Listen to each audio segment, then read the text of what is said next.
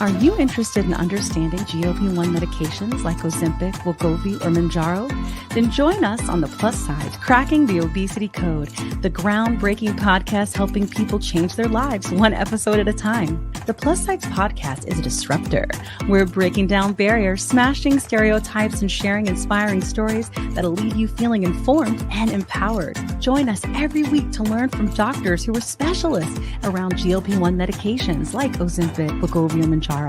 They'll provide you with science and facts to validate these incredible stories. But that's not all. We'll also bring you the voices of the GLP-1 Mounjaro TikTok community, real people who face the challenges of obesity-related diseases and disorders and discovered the incredible plus sides of GLP-1 medications. Our episodes are filled with heartwarming stories, laughter, and moments of triumph. You'll connect with our amazing community members who are reclaiming their health and experiencing their fullest lives. Are you ready to embark on a journey of discovery and empowerment? Tune in to The Plus Sides, Cracking the Obesity Code, and together we'll change the narrative around obesity and end the stigma.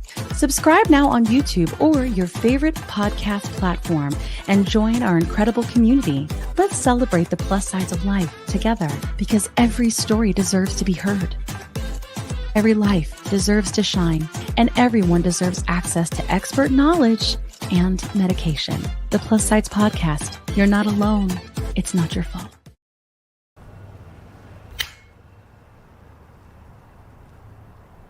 "20 seconds a week to lose 20% of your weight in a year with diet and exercise." That's the power of GLP-1s through Ro. Ro helps find the medication that's right for you, based on cost, availability, and your weight loss goals. Losing weight with GLP-1s is possible through Ro.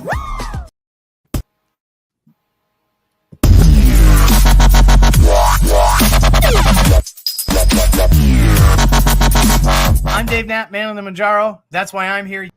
Big news for semaglutide. I'm the most elusive of all the doses. So I have a couple theories, and I'm interested to hear yours. The first, who likes my Karnak hat? Jokes about terzepatide. You are on the pen.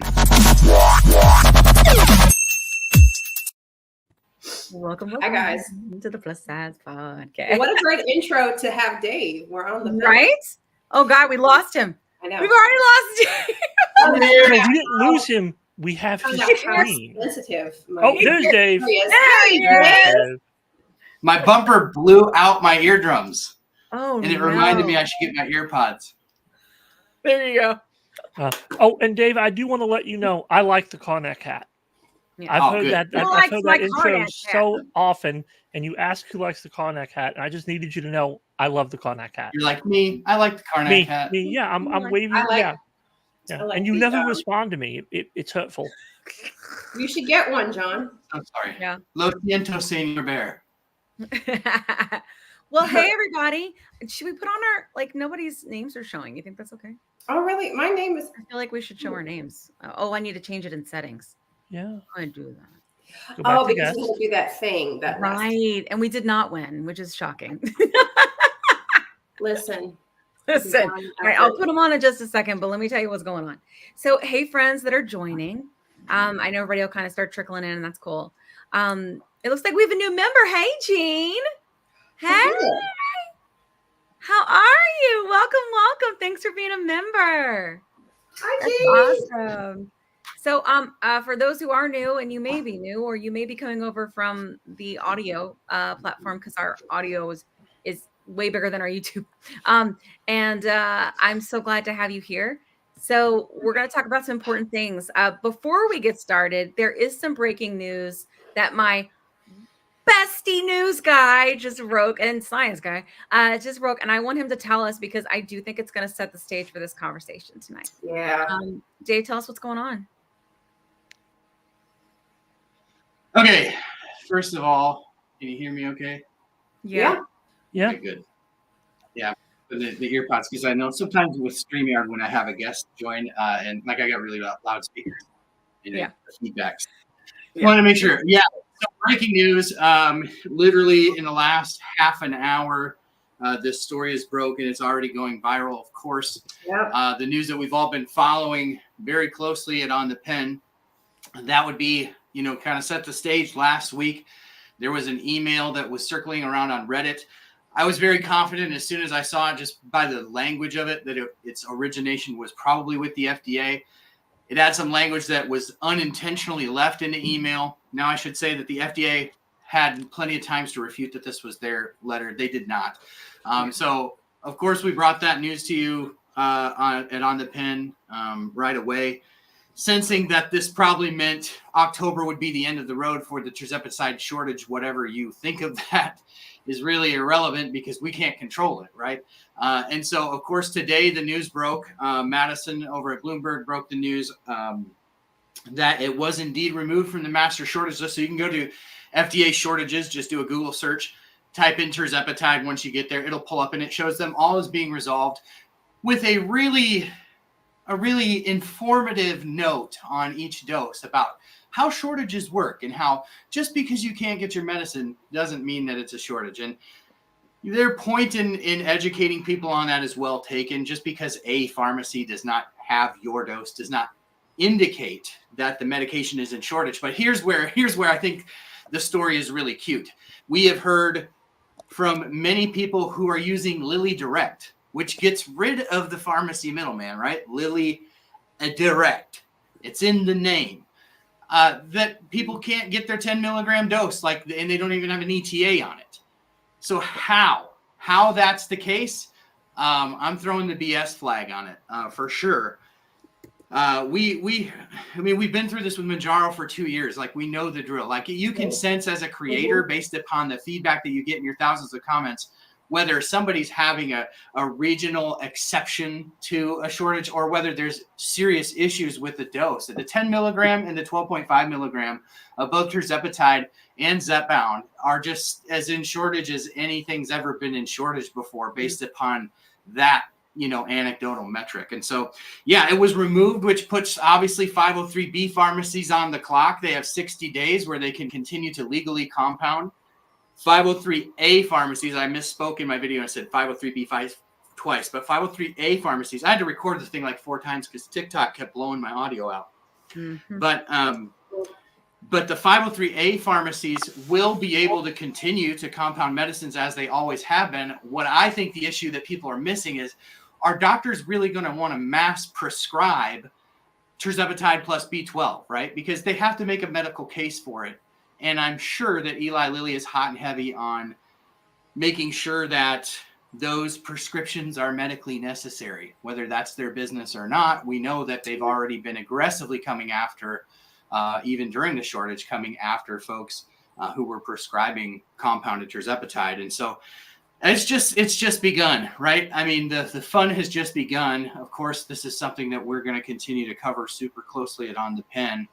Because this affects people, and we always want to be at the forefront of bringing information to people that they can act on. Like, if you knew this was coming because you watched On the Pen, hopefully you've already been talking to your doctor about what those other options are, whether it's semaglutide or liraglutide, or whether it's, some places offering even multiple months. I don't want to get into all that, but there have been options, and we've been warning that this is coming. Now, again, I will reiterate, and then I'll kick it back to you, Kim, but I'll reiterate that this isn't like the faucet's been turned off. That's not what's happening here. What's happening is it's going, and the drip is going from a steady stream to a slower trickle.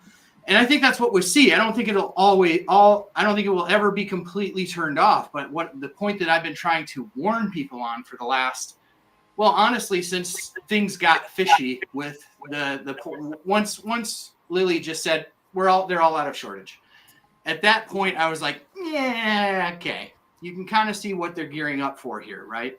It's a self-reporting tool. They have really no obligation to break the honor system, and we know that they've telegraphed through their actions that they really are going to go hard after compounds. And so we just want to bring good information to people and for people to be able to make decisions. And unfortunately, this was the news today, and we'll have to see. But again, it'll be a slow turn. And I think ultimately, hopefully this stuff ends up being litigated. And thankfully, that is a lengthy process in that country. So what happens in the process will be very interesting to see. I'm sure we'll see more cease and desist letters. It's a content creator's dream and a somebody who's relying on the medication's nightmare. Which is everyone. And obviously, yeah. And I don't, which is a lot of people. And I don't relish the fact that this is the news, but I always say to my folks at On the Pen is we have to deal in reality, right? Yeah. We have to deal in reality. And the reality is that compounded medications have always been a backstop. You know, there's never been compound medications mass marketed and mass produced the way that GLP-1s have. So we have literally been in the wild, wild west. Yeah. Linda, we just posted it. Dave was just saying that Madison from Bloomberg just broke it that the tirzepatide shortage has been declared by the FDA as no longer in shortage, which puts the clock, the time clock ticking on 503B pharmacies, right, Dave? Want to make sure. Right. The 503B. Yep. Yeah. Yep. The 503B pharmacies have a legal loophole. It's not even a legal loophole. It's somewhere between a loophole and a mandate. They have the legal authority during a FDA declared shortage to mass produce a copy of a branded medication without the need to hold a prescription, right? They can just mass produce it to provide it to 503As, to provide it to hospitals, whomever, medical outfits. Once it's off shortage, they have to stop making that copy within 60 days before they start facing the long arm of the law, so to speak, which would be the FDA. Yeah. But I think even before the FDA, I think immediately, like these things are going out in the mail as we speak from Eli Lilly to 503B pharmacies saying cease and desist. Right. So while the law gives them the next 60 days, we already know that cease and desists have been flying for prior to this to prescribers and 503 or prescribers and med spas. Yeah. Linda, that is a great question. I think that's one of the things we're hoping to talk about tonight. So this all happened right before, like literally right before we were about to go live, that this news broke. And, you know, I think it kind of sets the stage of what we're going to talk about. So last week, there was a hearing in DC that Bear and I went to, the Plus Sides went to. And specifically, Bernie Sanders had the CEO of Novo Nordisk and the Senate committee, the Health Committee, grilled the CEO. We're going to look at lots of clips of that tonight because we think people need to understand why the medication costs what it costs and maybe how we can change that and what our leaders are thinking. And a lot of people aren't going to sit down and sit, as you know, to attend a 2.5 hour Senate committee hearing, you know. So we wanted to break things down in clip and give the community an opportunity, you know, to share their voice. Dave and I have a lot of opportunities to talk with media and different things like that. And I think that it's important that we understand, you know, the voice of the community. And so that is why I asked him to be here. It's why I asked you all to come. It's why I've tried to put videos out everywhere, but y'all know I'm suppressed as hell on TikTok. So, you know, I try. But that's why. Yeah, exactly. So we want to talk about like the prices of these things, right? And I think ultimately, if we want to get them down, we're going to need legislation because it is going to come down to not just the list price, but also the pharmacy benefit managers, which we know has been going on for at least a year that they've been trying to get that price. So that's what we want to talk about today. And we want to tell you about the trip and how it went and, you know, what Bear and I perceived from the things that we saw. And we also want to share with you things that we did share with media that did make it and didn't make it in and why. So that you're aware of those things and hear from you. Like the goal is for us to tell you what happened and then for you to share your voice with us. Okay. So before we get started, you might have anything still to say? Yeah, I got something to say real quick. Everybody, I pulled all of the clips that you're getting ready to watch. I'm really hoping, you know, to provide a lot of insight and a lot of education in regards to what's going on, why we pay what we pay in the United States, you know, what the CEO laws said in regards to a lot of these questions. If you've ever seen the movie, you know, the Best Little Horror House in Texas, there's the big scene with Burt Reynolds and the guy who's supposed to be the governor of, Texas, and he's talking about the Dallas two-step, stepping around the question that you're being asked, and you're gonna see some examples of that. But there's a lot of really good information here, and I'm hoping everybody enjoys it. And I really would like it if everybody would take a few minutes while you're listening to this to go ahead and like the video, go ahead and share it out. Let's make sure that everybody hears this information that isn't here right now.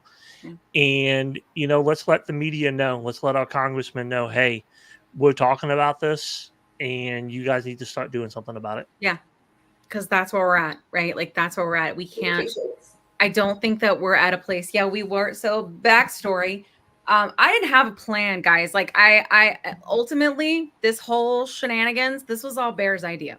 He was like, we need to be there. We talked about it when Dave was on a show a while ago, on a live a while ago with us.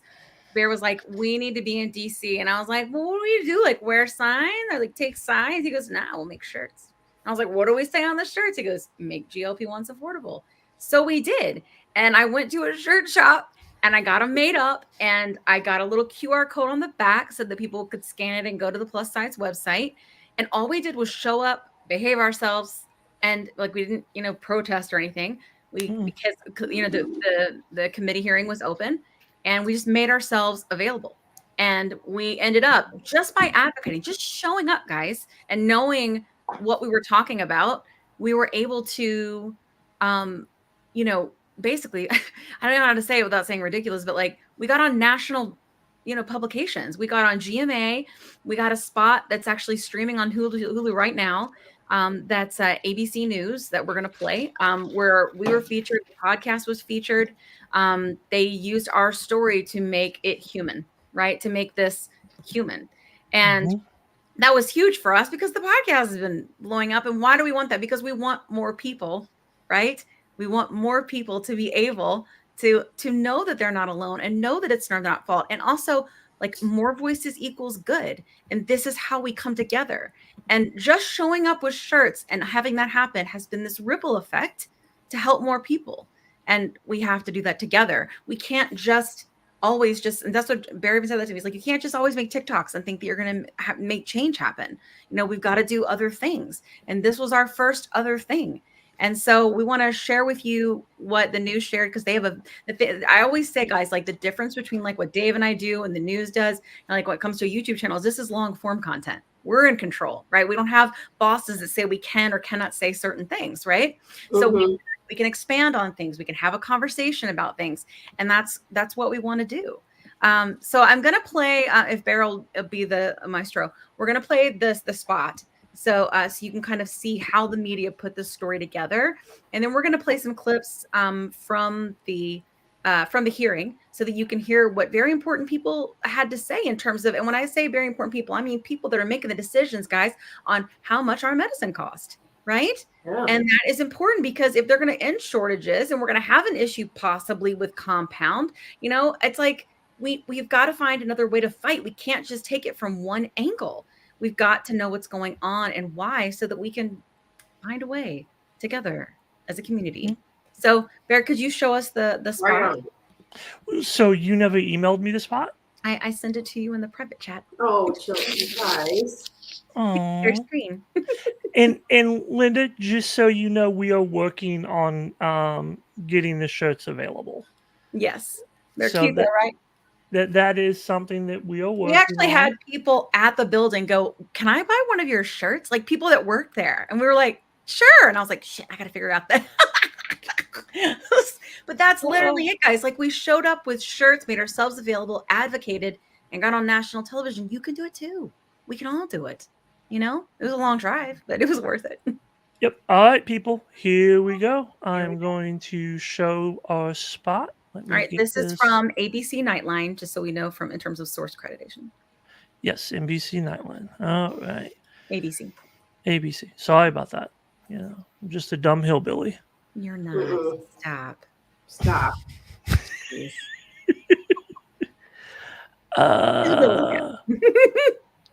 Oh no, where is it? Oh, there it is. Okay. Sorry, people. All right, here we go.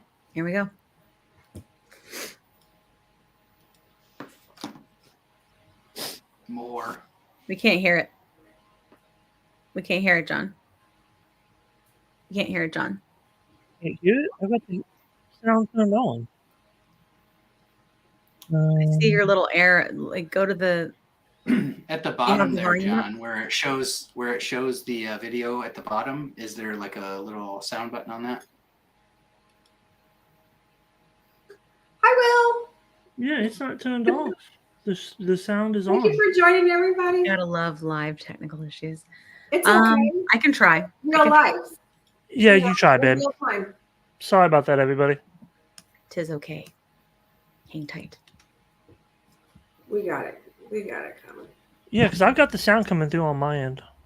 Okay. I wonder if it's a restriction. Could be. Can you guys hear mine?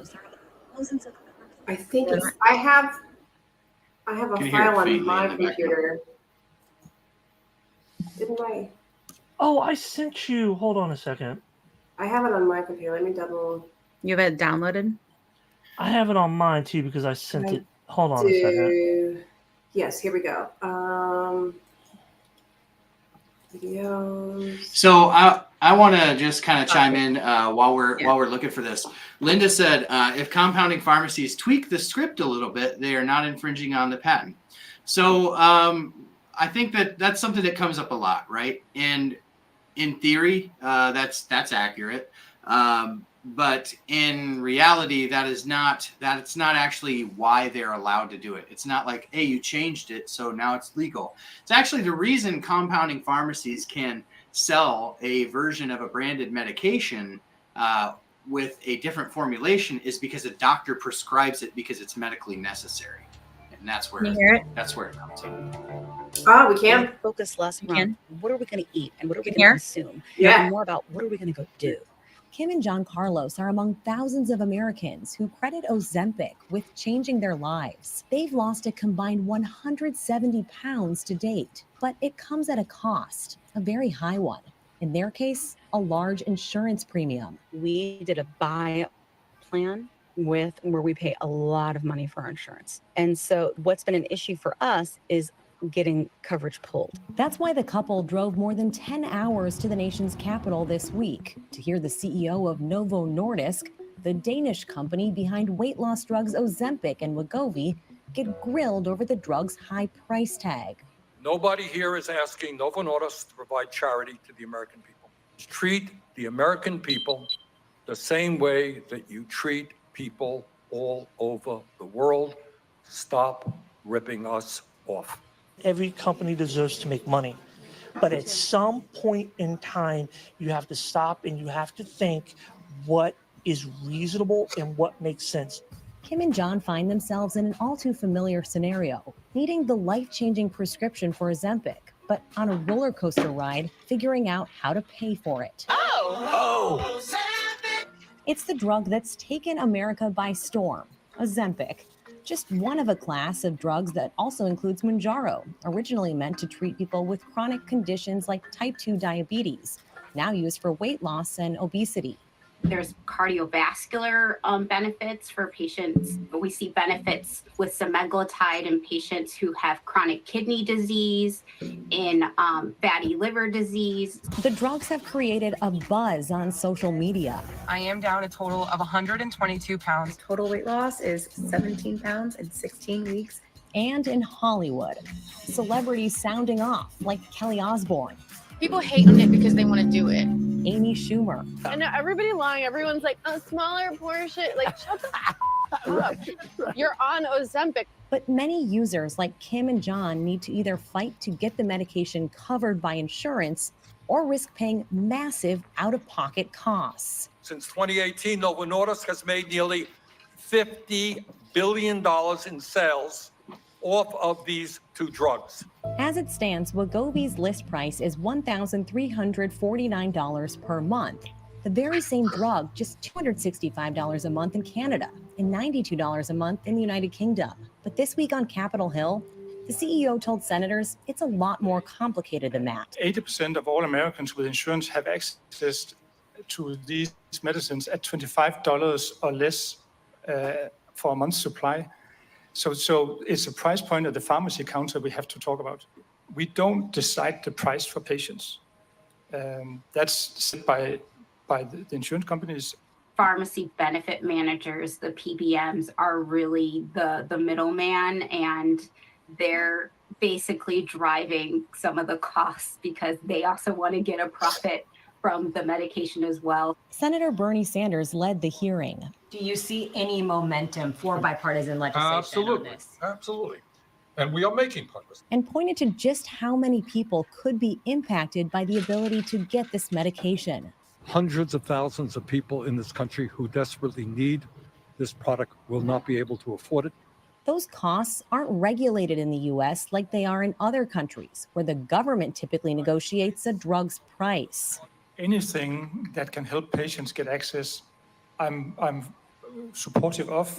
After the hearing, Novo Nordisk's CEO wouldn't commit to lowering prices. Do you have any plans to lower the price of these drugs in the United States? But the company did release a statement saying, in part, unfortunately, the reality is that even when we reduce prices, as we have with both Ozempic and Wegovy, patients in the U.S. are left paying a price that does not reflect the reductions. I felt like the language of our senators was very much centered around understanding that obesity is a disease. In terms of the CEO, I felt like his answers oddly were pretty forthcoming. Kim has been on multiple medications over the past 2 years due to insurance requirements, but says she's had the most success on Ozempic.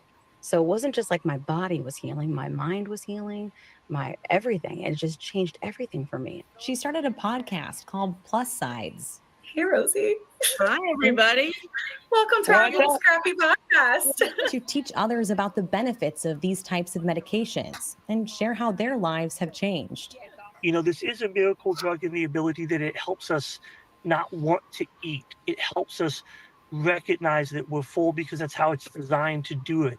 Years ago, we went to Disney World and we were in so much pain. Our feet, our joints, our inflammation, everything was hurting so much. So we couldn't even enjoy the experience. But then this year, when we went to Florida, we went and swam with dolphins. I love that. I'm just trying to share my journey.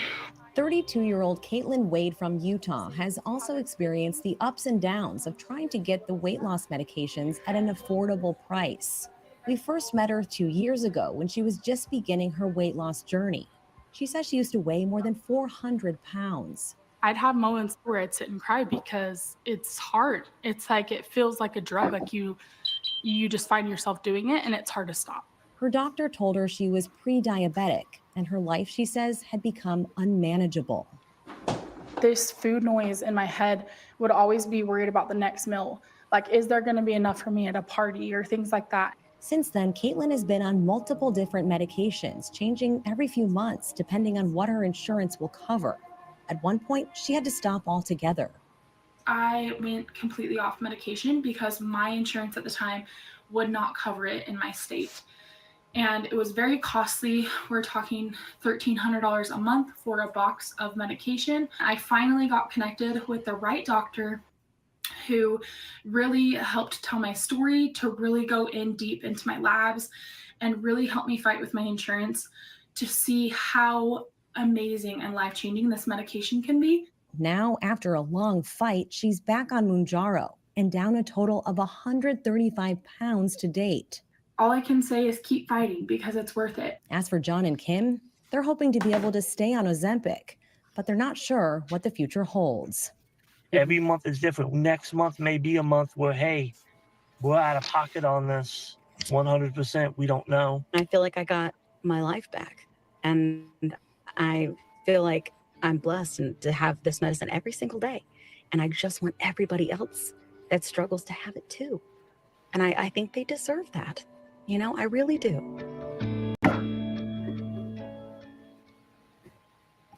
All right. Let me stop it. Can everybody see? That's right, Sue. Okay. Yep, that is right, Sue. So I thought it was, for the most part, very high level portrayal of the things that we said. And we talked to them they sent us a message when we were driving back. And it was like, we're trying to beat the hurricane home. And we pulled over on the side of the road. We found a Starbucks with a Wi-Fi and we did it in the car. And that's why it looks like the way it looks. And we just told them, you know, what we said. Oh, by far not. But the fact that they mentioned the podcast was that's what I cared about. That's fantastic. Yeah. Like, because then people know there's a place to go where they can learn and they can find community, and they can find Dave, and they can find, you know, the TikTok community, and they can find IG community, and all the and they can find all these doctors that we bring on here and get education. And so that was huge for us, because we've had a really difficult time getting any media to want to say anything about or anything positive other than just like the normal sort of like regular things. You know what I mean? Like, I was this big, and I lost this much, and before and afters, and like, as opposed to, hey, look, we're trying to actually do something different here, you know? And so it was a big deal. It was a big deal. I was upset when we first saw it. You were? Yeah, I was, because they referred to it as a weight loss drug. Oh, they always do. And I don't normally get caught up on that, because you know, I get it. You know, it is what it is. You know, it's what's mainstream. But it bothered me this time because we just sat through a 2-hour committee hearing with the woman who was on who we were listening to talk. She was in that meeting the whole 2 hours. I remember seeing her and looking at her. Yeah. And she heard them talk about how this isn't a weight loss drug. Yeah. How it's a drug for obesity. And it's a drug for type 2 diabetes. And it's a drug that helps with blood pressure. And it's a drug that has potential to help with Alzheimer's and all these other diseases that are out there. So it's so much more than that. So for the first time, like, that statement really bothered me, because it's more than that, and it's really downgrading to just degrading. call it that. Yeah, I know. And like, I get upset about it all the time, but ultimately it's just like when we were doing the, you know, the documentary and we were filming, you know, Atlantic Station. Nobody had any idea when I would say GLP-1s, when I would say obesity, when I was like, Yes, what do Linda. you think about people taking Ozempic? Like that was what they understood. Right. So the general knowledge is just so low, and this is aiming towards the lowest knowledge. You know what I'm saying?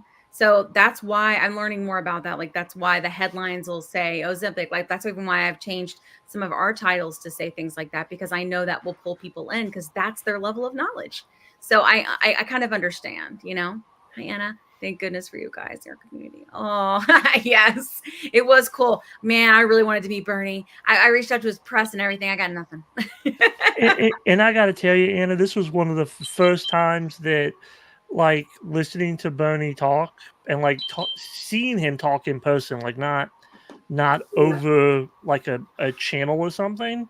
Yeah. I really got the intensity of his feeling for everything. And I really got to see firsthand, and it was really cool to do it, not just from him, but from like all the senators that were there. It was nice to get the feeling of the intensity that they care, and also to see that they're talking about something that matters to them and not just their constituency. You know, like I watch a lot of hearings and stuff because I pay attention to that stuff, and I don't normally feel that in 90% of what I listen to. But being there in person on the 24th, it was amazing to get that feeling. And it really gave me a lot of respect for Bernie. It gave me a lot of respect for Romney. A lot of those people that were up there, because they actually showed that they cared, and they showed that they did some research. Yeah. That they weren't just there to grill this guy and say, hey, why are you doing this evil thing? It was, hey, this actually matters. Do you know what one of my big realizations was, Bear? And I think I may have told you at the time, when Bernie was doing his opening statement, and we are going to play it because it's good shit.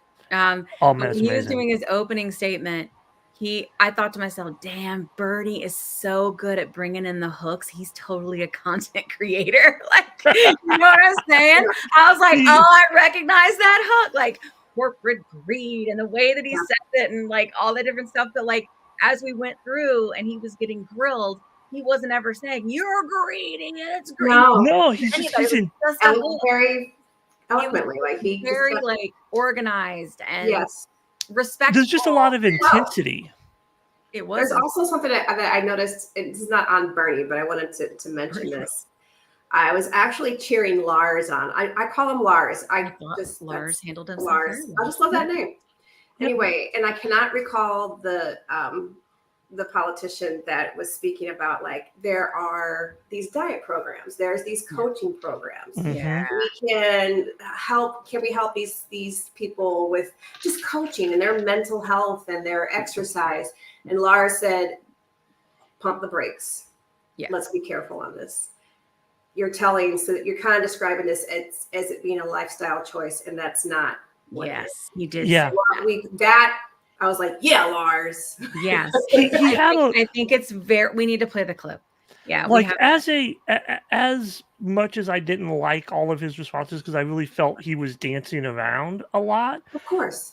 Like, I loved how forthright he was with what he said, though. Like, he danced around directly answering, but the information that he provided was so insightful, in my opinion, and so on cue with what's going on within the insurance and the pharmaceutical industry within our country. I don't know how Dave felt listening to it, but, like, for Did you have me, like an overall takeaway, Dave, from it? Yeah. Well, did you have that clip? Because I think We have all the clips. Yeah, John. Well, I don't have the clip that Kat's talking about. You don't? But I have a bunch of others. I don't have specifically what Kat was talking about. Yeah. Well, let's just go through and play the clips. Let's just go through. We'll play them and then we'll talk about it. The first one's long. If you've already seen the intro and you don't want to watch it, go to the bathroom, get a drink. but don't Get you some more because this Go is get an spooky. amazing clip. I know. I and- thought Bernie did such a good job. It was such and a I good spent a lot of time pulling this stuff. I want you people to realize some that. people streamed it with Dave and watched it live. I know, streamed I'm it with just Dave. saying. I put it Oh, up on Dave, my did you watch it live? Oh, I didn't know Dave did it live. Well, and on the pen we did the entire C-SPAN feed. We Yep. watched it together. That's what I was watching. It was great. oh, It was sweet! I great. did not know that. And then Kat's got a recording John. of John's big head walking by. Did you catch it, Dave? At the very end, I saw it. I saw your video. I caught it Yeah. only because I saw It's your John. video. Yeah, it was great. I didn't even realize. Like, I knew the camera was behind me, y'all, Yeah. but I did not even realize, like, It was in your face. when Yeah. I stood up, that I was going to be directly in front of it. I was like, dang. I'm like, oh my gosh, it's okay, John! So you're gonna play the whole clip, and I don't know how long that is, but I only have an hour, and we're at about like 40 minutes. Yeah. So I'll just circle back to your question, Kim, real quick, because you're like, what was your overall take? I kind of echo what everybody said, right? I think you really could tell, to Bear's point, that there were some senators in there who were really well versed from both sides of the aisle. And so when Bernie, in his interview that was played in your clip there, when he said, I think we have bipartisan agreement, I was encouraged by that. What I'm discouraged by is the fact that they get it and they're not doing a dang thing about it. They've had PBM reform sitting, because that was really the whole undertone was like, basically explaining, like, why is this drug 10 times what it cost in Europe? Ooh, and it all comes back to the Sounds list just price. like him, Dave. Yeah, that was good, I'm gonna Dave. do it. I'm gonna do an entire Bernie episode at some point. Yes. Or maybe I should just do a on the pen thing where I just am Bernie in character. I love it. I want to be on that whole episode, thing- Dave. Yeah, and then we can do Karnak too for you. Yes. But the whole thing really came down to the list prices are the way they are in the United States because of the system that exists here. And largely those numbers get inflated by PBMs, which of course the big takeaway I think was the 74% of that of the cost of those medications is going to the PBMs, right? And that can't possibly be true about Ozempic and Wegovy, but I think Novo Nordisk in general, I would buy that. Ozempic and Wegovy, if they got 74% of every Wegovy and Ozempic script, they wouldn't ever be blocking anybody from getting it. But my point is, I think the PBM reform has been there. There's no appetite to fix it because the PBMs and big fill in the blank has way too much control of people in government. And so it just doesn't happen. It's like everybody can sit there because, and I think like most people can, we've even heard the PBMs have, because people are like, when are the PBMs going to get up there? When's there? Well, they actually did like a couple of months ago, had the CEOs of the major PBMs up there, and they lied through their teeth. And, you know, some of them should be in jail for the things that they said and got away with. But, you know, even the PBM or the CEO of, I think it was Optum RX, at one point, not in that hearing, but at one point was talking about how his wife had cancer and it was just a nightmare to get the drugs that she needed. And it's like, that's the CEO of a PBM talking about a problem that they have helped to create. So I think like what I kept saying is they need to bring them both in there and just have a cage match. Big pharma versus big PBMs, and just have a cage match, fight it out. But the list price is the list price because of the system, and that's not the fault of Novo Nordisk. And I really liked, I think my favorite point, I can't remember the senator, but he's like, we have our sights on the wrong enemy here. Novo Nordisk is not the enemy here. They have innovated a drug that is changing people's lives, right? So how do you level the playing field for Americans, you know, who really, like the CEO said, 80% of people who are on Ozempic and Wegovy are paying $25 a month. That's much less than the rest of the world pays. But list price being what it is, anybody who there are a small percentage of people that have to pay list price for those medications, and that's not right. It's not okay. So, you know, I thought it was typical, what you would expect from Washington, D.C. It was Lars's job there was to go there and not make headlines, right? Yeah. Just don't go there and say something stupid.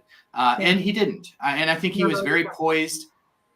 I think he was put on the spot by this whole stupid, like the three largest PBMs have agreed that they will not block access to GLP-1s if you lower the price. And he's like, we'll lower the price, but are the PBMs going to take less? I have it in writing, yes. Right, right. But like, tell me that the PBMs are going to forfeit some of their profit too. That's why the PBMs don't care, because it doesn't affect their rebates. If they lowered the list price by some amount of money, they wanted a headline, they wanted a win, but that ultimately, as he explained, lowering the price doesn't necessarily trickle down to patients. And when they lower the price of medications, oftentimes PBMs will drop a medication from their formulary because there's a better option that they make more money off of. So it's like the whole process is so convoluted. That's the biggest takeaway. It was just another like highlighter over the issue that our whole system is completely broken. It's way too convoluted, and there are way too many hands in that pot making money off of sick people. Yeah. I agree with a lot of what you said, Dave. The only thing that I would kind of push back on you with is I believe firmly that PBMs are making 74% of the money off of any of the drugs that are out there. And the reason why I say that is I remember working for McKesson and being logged in to computers and helping pharmacies attempt to get paid on stuff, and nobody can convince me that a 30-day script of any drug in the world should be listed as $40, $50, $100,000. There's no reason for it, which tells me somebody somewhere is jacking up the prices. And I can lay that at the feet of the PBMs, because to me, because they've been around forever, they're not a new entity. People act like they are, but they're not. They've been around for a very long time. But they are another part of the insurance industry that gets them money. The same companies that are complaining about the PBMs own the PBMs. CVS Caremark, they own the PBM that they deal with. They are that PBM. So they can't, the whole thing definitely takes 74%, if not more, of the profits. And just based off of what I've seen. To be clear, I'm not pushing back on that 74% number. I think that's true for all of, like if you take all of Novo's products, but I don't know that it's 74% exactly of each drug. I would imagine that it, that some are larger here and some are there. And so I don't know what those numbers are. I think that was probably clever gamesmanship on his part, because again, if they were getting 74% of a Wegovy script, why wouldn't the PBM cover it? Because that's huge revenue to them. Right. But I don't know. I mean, I don't pretend to know all that, but I do know that 74% of all of their drugs, it doesn't matter if it's a GLP-1, if it's insulin, or whatever else Novo Nordisk make, that medicine is going to sick people. And nobody should profit off of that by basically just being a giant gatekeeper for medication. And the PBMs are, in my estimation, one of the most evil-handed elements in our medical system, because they exist only to make profit off of sick people. That's their only point, and to block access to potentially better treatment for things, diseases that people have. I don't know how they sleep at night. I really don't know how they sleep at night. And I have an anecdote that I have shared before on a phone call when I was trying to switch from Mounjaro to Ozempic. They're like, well, we just want to make sure you're on the best medication for what you have. And I was like, that's my doctor's job. That is not the job of a PBM. You're not a doctor. You're a telemarketer. That's how do you get to, and then she's like, I'm going to level with you, sir. She goes, I had to tell an 80-year-old woman today that we're denying her cancer treatment. That's where we're at. And she's like, I'm not supposed to say that, but and it was a really poignant moment for me, because it was at that moment that I realized this PBM system is something that I need to understand better and get my head around. And the more I've learned about it, the more I realize that it is just, I don't throw the term evil around loosely, but when you're denying cancer medication to sick, like the 80-year-old woman's bad enough, but they're doing it to kids too. And they're anywhere that they can save a buck. I've met people along the way just because of the content that I create. A gal named Loretta, I think Bossing is her name, huge advocate for PBM reform, because the PBM forced her child, who had I believe it was a liver transplant, but it was a major organ transplant. And he required life-saving refrigerated medication that was time temperature abused on the way to him, and it almost killed him. And she was required to get it mail ordered, because that's what the PBM required. They go, because again, they get 74% of that medication, so you're going to buy it from our pharmacy. And it's destroying small town pharmacies. If you want PBM reform, not just because your medication's expensive, but the untold story is every single day, small mom and pop corner pharmacies that you go to, that you have relationship with, that have helped you on your medication journey, that are part of your medical care team, they're going away.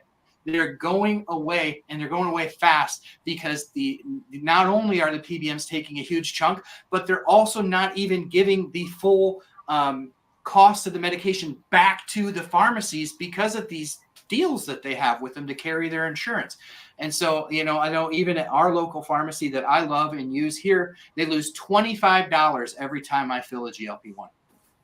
Jeez. Every time I fill a GLP-1, it's wrong. And we need to have PBM reform, but that's where I get really skeptical about it. It's like everybody agrees, but when everybody agrees and nothing's happening, it's because there's a conflict. And that's really what do you think the conflict is? The conflict, I think, is that I think the PBMs just have way too much power and leverage because of the money that they contribute to political candidates, to political parties, through whatever means, political action committees, that just, we need to get big corporate money out of our government. And I get, this gets really political really fast, and I'm not trying to be, but if you all tell me, right? If Bernie Sanders, who is way over here on the left, and then you have somebody Mitt Romney, who ran for president as a Republican a few election cycles back. If you've got those two guys going, this system is messed up. It seems like the PBMs are the real enemy here. And that's maybe the critique that I have of Sanders and all this, is like he wanted Novo Nordisk to go, we'll lower our price, knowing full well that would be a headline, but probably not actually help people. Right. And it did that to me at the cost of really like acknowledging in a serious way. I mean, he did sort of pseudo not acknowledge it, but in a serious way, how badly the PBMs are screwing sick Americans. Yeah. Well, That's I my agree. only critique of this. Yeah. My critique of both, you know, the whole hearing and really Lars, is he talks so much about insurance, and I agree that people need insurance. I'm never going to say people don't need insurance; they do. But let's be very, very realistic here, right? The list price is what everybody across the industry is basing crap off of, right? Right. If he dropped that list price from $1,300 to $100, let's say, would he not be on as many formularies? Sure, that's true. However, the number of people in this country that would pay that $100 out of pocket every month to get their medication would more than make up for whatever it is that he thinks he's losing by playing the game with the PBMs. Are the PBMs a problem? Yeah, beyond a reasonable doubt, they are a problem. But at the exact same time, if he lowered that price, he negates PBMs. Yeah, PBMs, well, and that's the what industry, Eli Lilly Direct has done, but essentially with the vials. Right. That's why but that they play need to me is so game changing, because they Yeah. basically Lilly with the release of vials. The coolest thing about that is not that they released vials, because we want all the vials. We'd like to see all, and I think ultimately we will. For the record, I think they will. But I think the really awesome play there is that that's exactly what they did. They go, we're just going to forego the PBMs. Forget it. We're going to have a direct cash pay price to offer people who are on Medicare and have no insurance.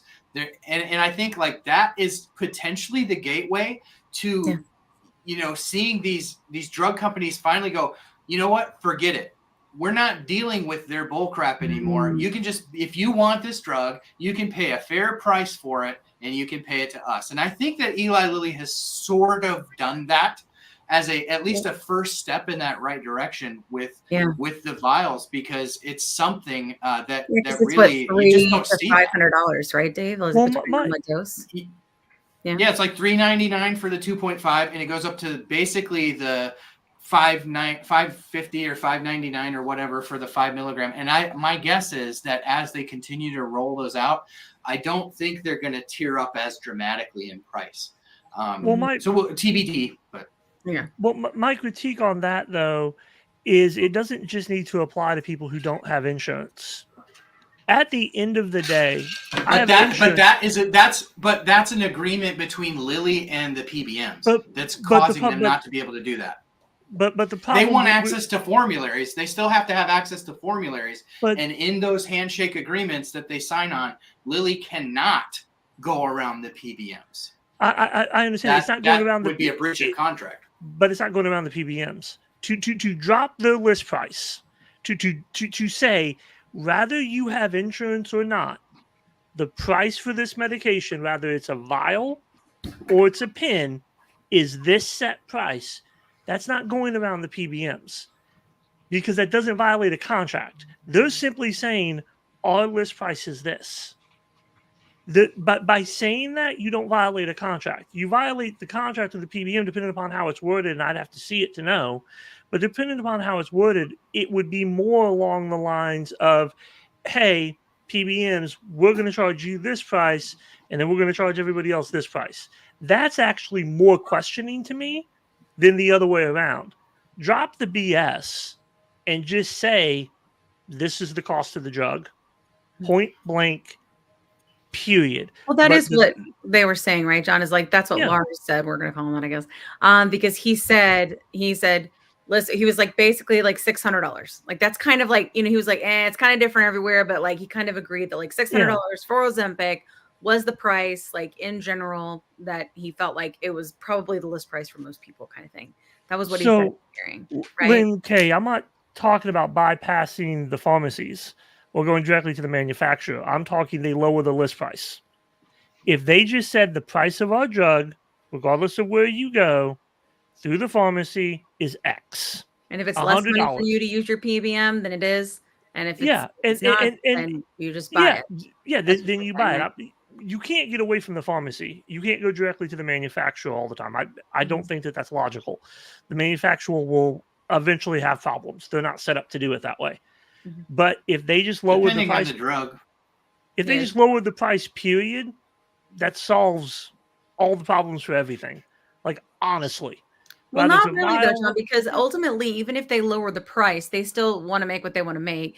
And if the way things work within our system, if they're still wanting to make between $300 and $500, the average American cannot afford $300 to $500 a month for medication. That's a car payment. You know what I mean? No, they can't. But that $300 to $500, that's not, like I said in the first thing that they got us on in Good Morning America. That's not realistic. Yeah, $300 to $500. It's not a realistic charge because they've already made that money back. And you can't convince me that they haven't. In the hearing, the CEO of Novo Nordisk kind of made an excellent point. He said, so the government basically twisted Eli Lilly and Novo Nordisk's arm to lower the cost of insulin, right? And he said, look what happened when we did, well, two unintended consequences. PBMs started dropping those insulins from their formulary because there are others on the market. Now, this isn't the case for GLP-1s yet, but in the future, when there are many options, what it did is because there was still insulin from Sanofi, there's still insulin from, other companies. So the PBMs dropped the cheap Novo stuff, they dropped the Lilly stuff, and guess what? Now patients are having a harder time because those versions of insulin are not on their formulary. And the other thing that was really not talked about by many people is the fact that Novo Nordisk is just making less insulin now. Yeah. That's bad. That's bad. Yeah. Someone said, are you going to not make insulin anymore? And all of a sudden you're going to put everything towards GLP-1s. Right. And he was like, no, like we've been doing the diabetic market for a really long time.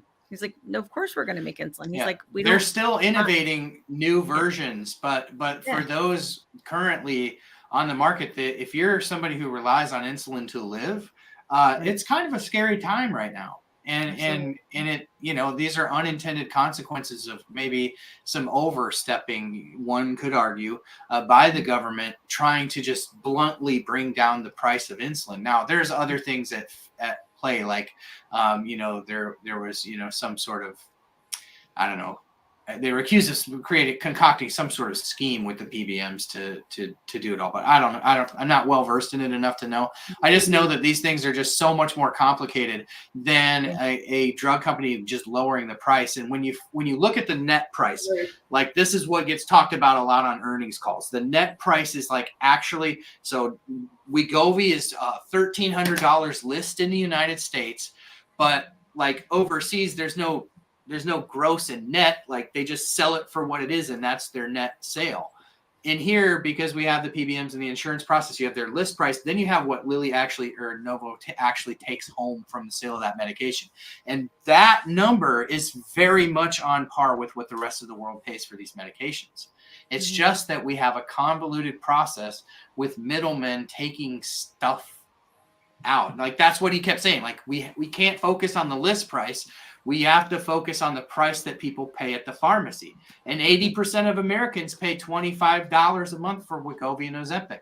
But there's enough people that are paying half of the list price or full list price that bring that net price from $25 all the way up to, $300 or $400. I mean, Dave, do you really believe that 85% of people pay $25? I mean, just looking at our community, looking at the people who talk about not being able to access the medication, looking at those things, if we actually drill down the numbers, because I don't think it would be 85%. I think the disingenuous, maybe if you're going to say that there's something disingenuous in that number, it's probably that the GLP-1s for weight loss are jumbled in with the GLP-1s for diabetes, right? I've never paid more than $25 a month for my GLP-1. I know many people in our community only pay $25 a month, but those are by and large diabetes patients.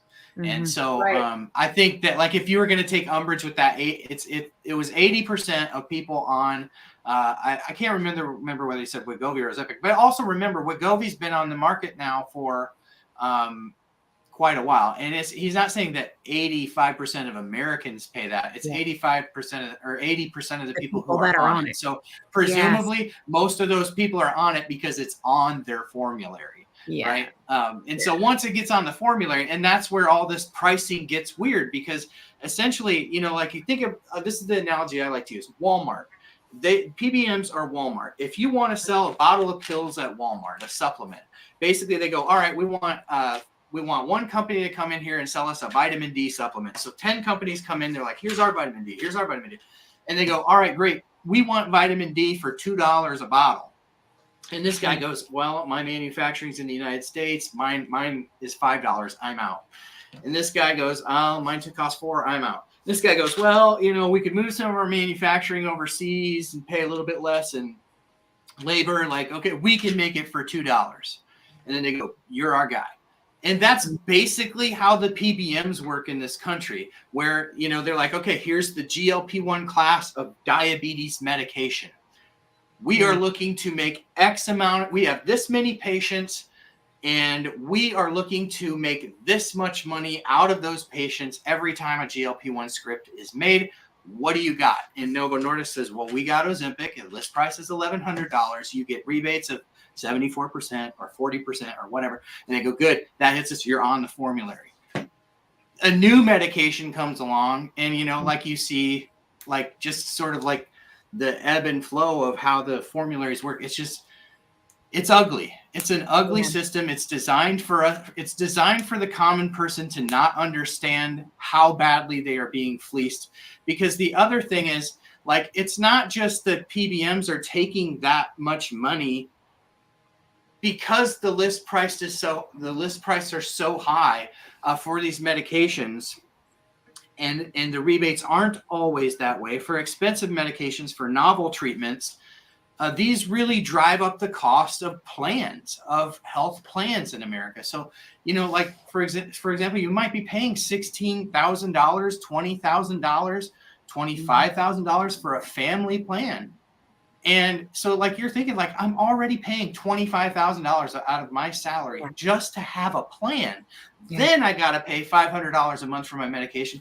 It's like, that's where another hidden cost is, because it's like, it's kind of like taxes, you know, it's Social Security, FICA, it all comes out of your check. So you never really feel it.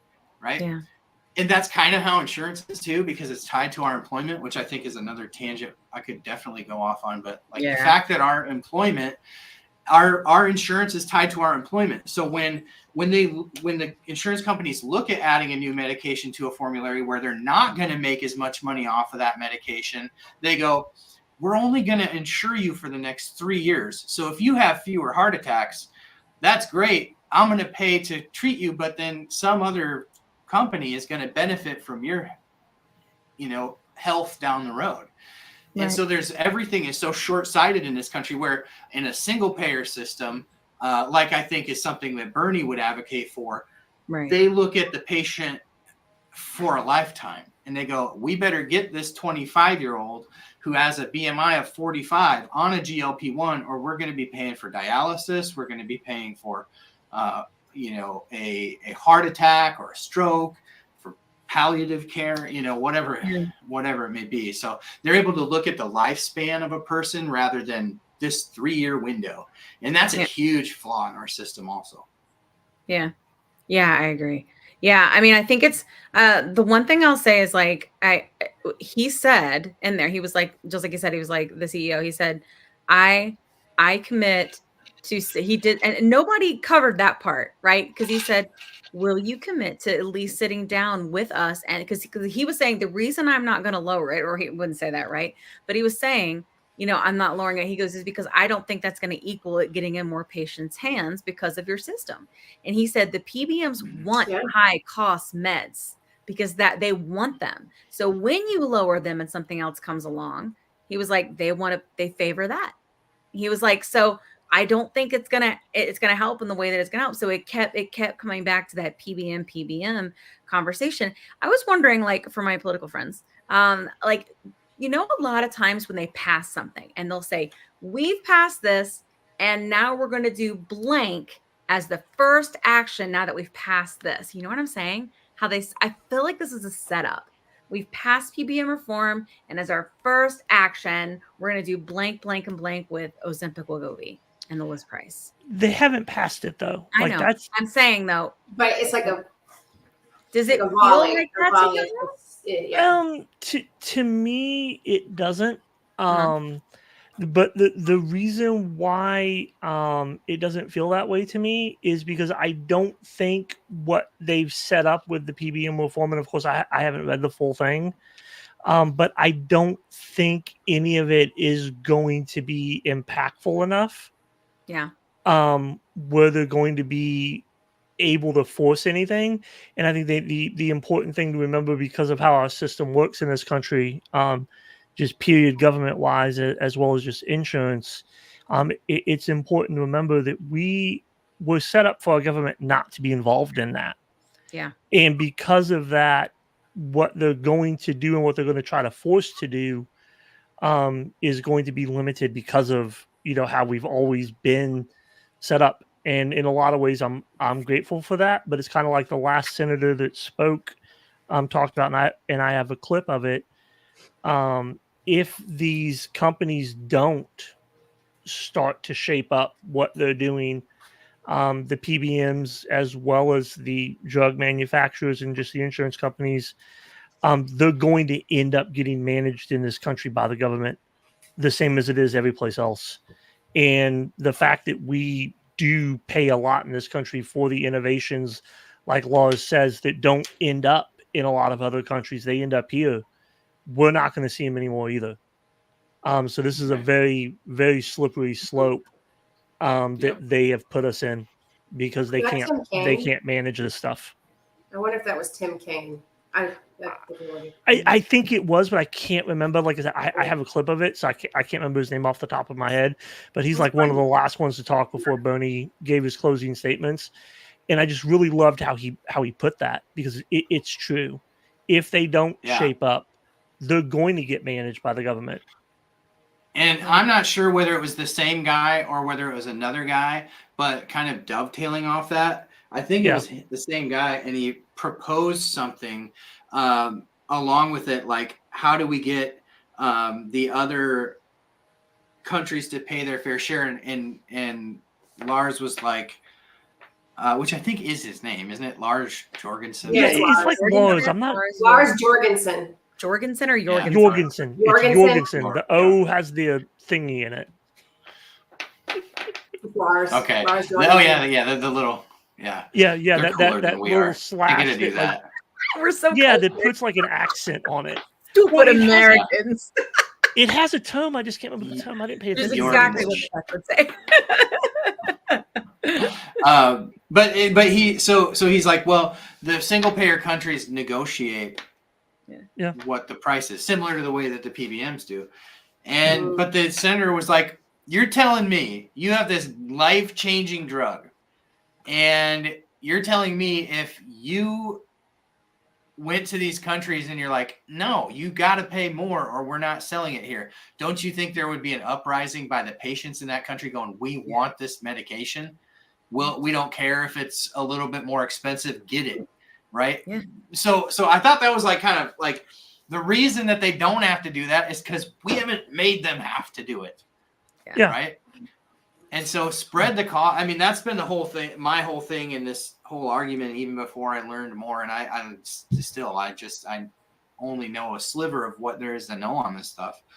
But that's where I was like, the bottom line is we have got to stop subsidizing the development of life-changing and life-saving medications that the rest of the world benefits from, while we are, again, I always have to go on this tangent, but it's $500 to fill a grocery cart.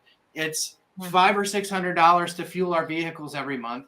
I mean, it's no longer like living in the U.S. is no longer like this free ticket to a nice, comfortable middle class living, right? The middle class has been squeezed and squeezed and squeezed in this country.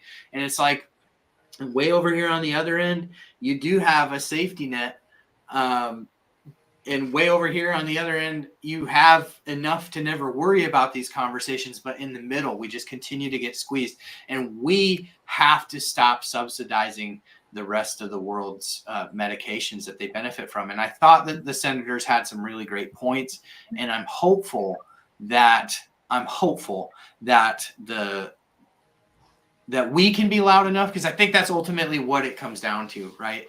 And I think, to kind of wrap up at least my contribution tonight, because I got to get going, but the one thing that I'll leave everyone with tonight is there is no community that is organized the way that the GLP-1 community and I'll just say the broader obesity community is. There's no community that will do more than this community will do, because listen, we've lived our entire lives being marginalized and by society. We lived our entire lives having people look at us like we're less than, and we don't have the motivation, we don't have the stick-to-itiveness, we don't have the discipline, when in reality we've been sharpening those skills our entire lives with no reward, with no benefit and no reward. So not only do we know how to work, and we know how to work regardless of what the outcome might be. So this community is uniquely poised to, like you say, get loud and change things. And I'm really excited for just to be a part of this movement. And I think if we get loud enough on these topics, then it's going to be hard for the people in power to have agreement there, and then the rest of society pushing them, going, do it, do it, do it.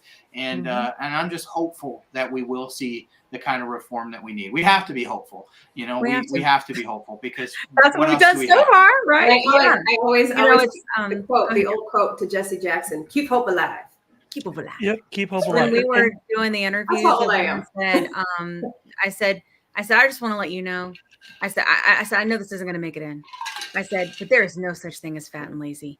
I said, everybody that I've met in this community, I was like, everyone I've met in this community, the stick-to-itiveness, like just the grit that they have, I was like, it's like no other. You treat their disease and all of that comes out. And isn't that the kind of citizens that we want?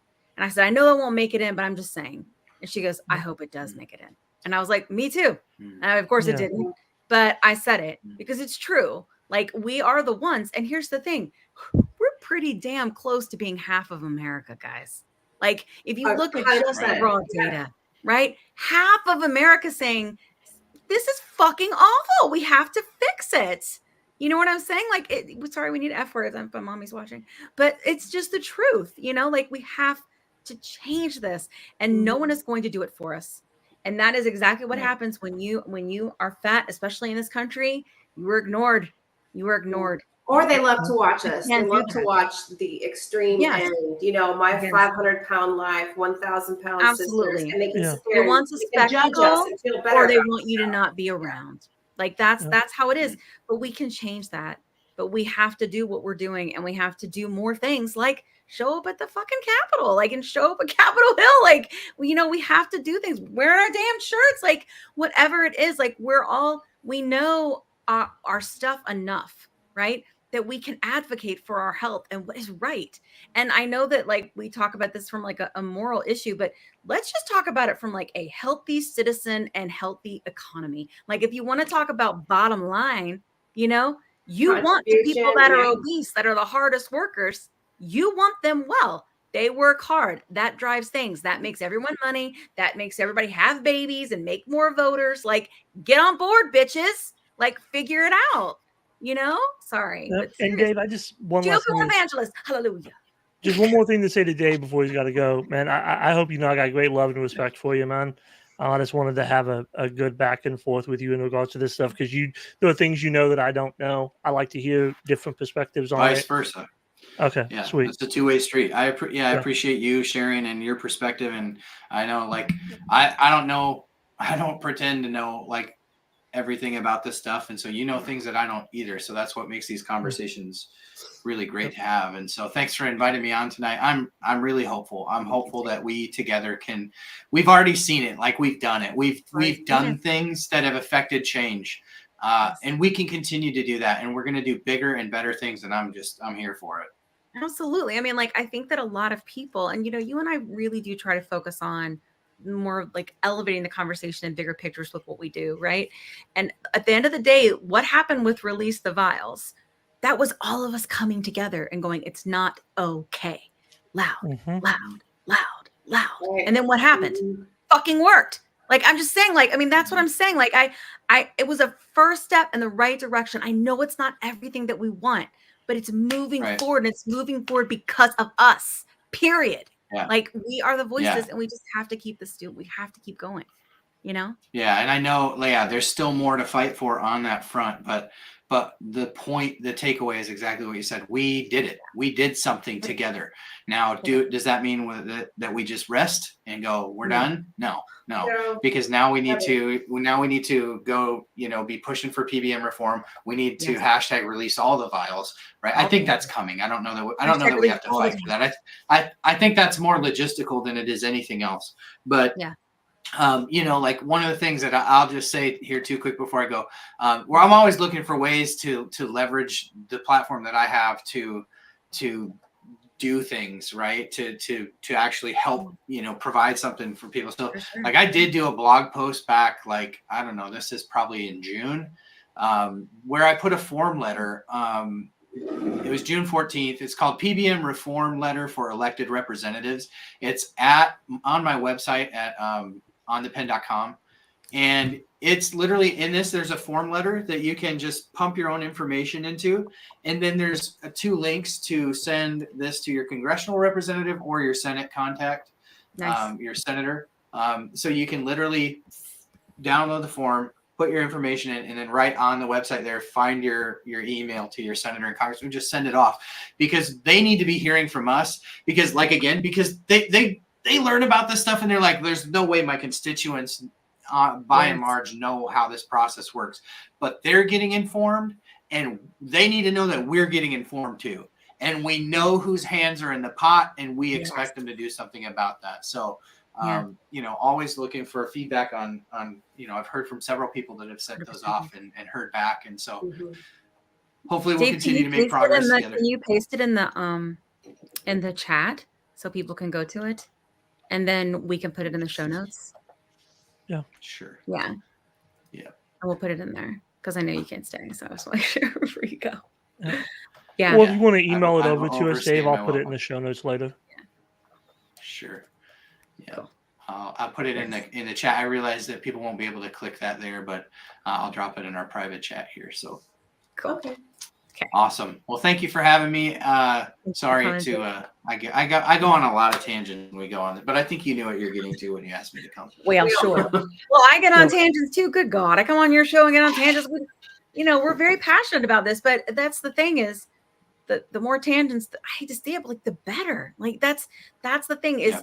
It's got to be more than a dull roar, guys. It can't be just this rumble. It's got to be loud. It's got to be the perfect storm. Right. If we want change, we've got to be the perfect storm. And right now, I think the rub is there. I think the storm is there. I don't know what can happen, but I also don't think that we've ever come to this big of a head before. Like I talk about, like my dad has cancer. Like if it wasn't from our Cubans pharmacy, he'd probably be gone. Like point blank period. We couldn't afford it. You know what I'm saying? For how much his chemo cost every month, And so like, it's not just with GLP-1s, but you know what? We are really poised with the type of humans that we are, and with the grit and the tenacity, like we really are poised to be the ones to lead the way. So there is no such thing as fat and lazy. And thanks for coming to the show today, dude. Thanks for having me. Good to be with y'all. Good to be with you too. Take care, y'all. Thanks. We'll do it again. Yep. You too, Dave. Bye. Bye. Yeah. All right. Well, so time to roll some footage. Yeah, I think we should roll some. Well, we're midway through, so let's do bean footage, and then we're gonna roll some clips, and you guys all tell us what you think. That's what this is about. That's what this live is about.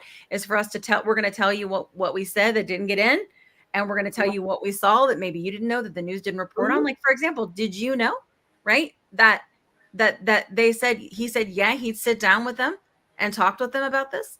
That he would sit down, he committed, right? Like that, nobody gave a shit that happened. That was a commitment from the CEO that said, yeah, I'll sit down with your Yeah, committee. I've got clips of all of it. Yeah, Let's roll that. he's video basically footage and saying let's your watch everything. health industry is a hot mess, and Hot mess. Yeah. All right, so let's roll the bean footage, and then John We'll be will right start back. rolling the Right back clips, in a and few you guys seconds. just start commenting, and we'll just get Hold the tight. voice out there, get it out there. Here we It's go. all recorded. Yeah. Food has definitely been a very dominant voice in my head.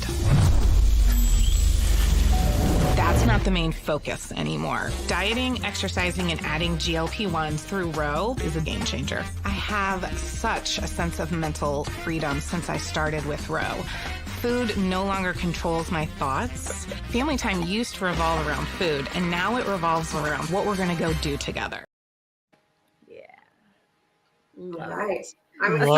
So we're gonna play sort of the beginning part because I do think it's important for everyone to see.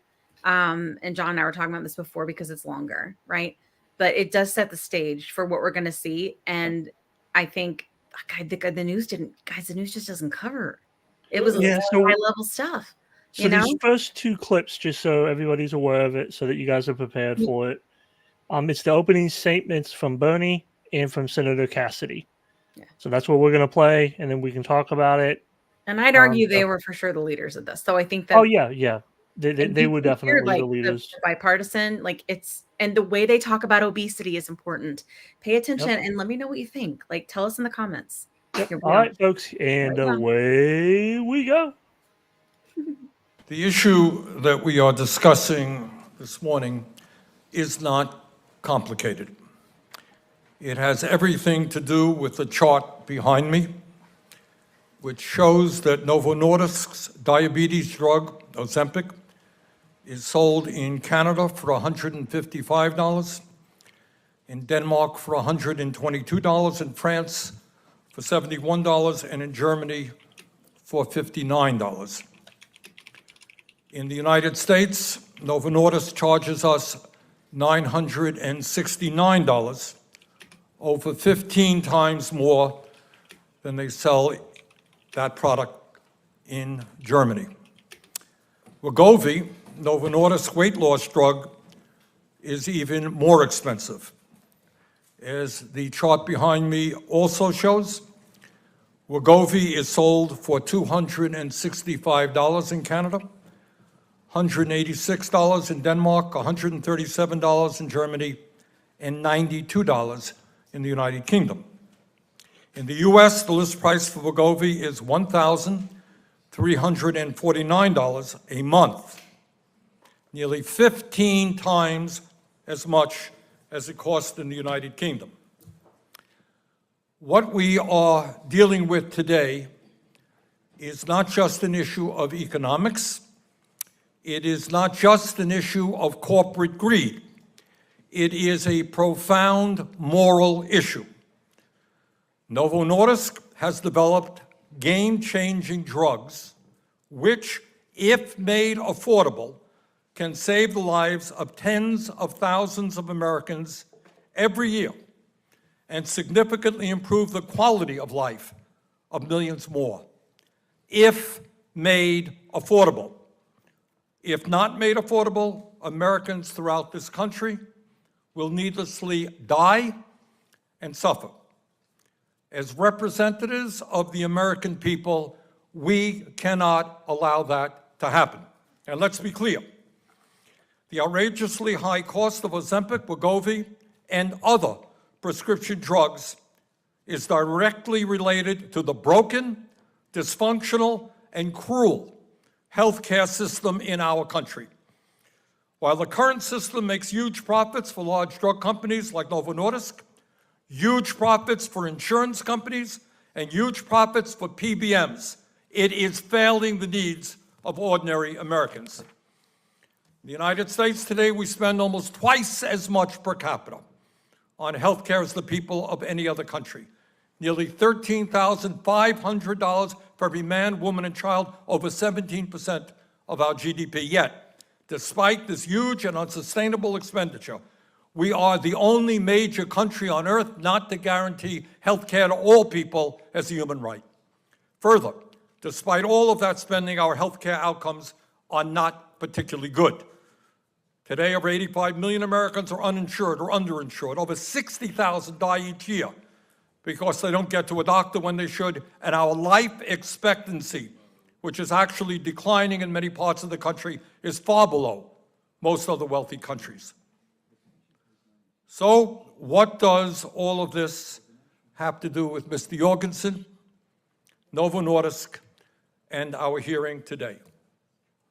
A lot. The simple truth is that we pay by far the highest prices in the world for prescription drugs, and that is a major factor in the healthcare crisis we experience. How does that happen? What's the connection? First, 1 out of 4 Americans are unable to afford the prescription drugs that their doctors prescribe. Insanely, that means that millions of Americans go without the treatment that their doctors recommend. The result, some will actually die and others will become much sicker than they should. And millions will unnecessarily end up in emergency rooms or hospitals at great expense to our healthcare system. How crazy is that? Second, one of the reasons that hospital costs, it's not just prescription drugs, hospital costs in this country are rapidly rising, has to do with the very high cost of prescription drugs. In my hospital in Burlington, Vermont, CEO there tells me that 20% of his budget goes to the high cost of prescription drugs. And there are treatments now that cost hundreds of thousands of dollars a year. Third, a significant reason for the high cost of insurance policies. If you're upset out there that you're paying very high amounts of money for your insurance, has to do to a significant degree with the high cost of prescription drugs. Yes, millions of Americans with decent health insurance pay minimal amounts for their prescription drugs. That's the good news.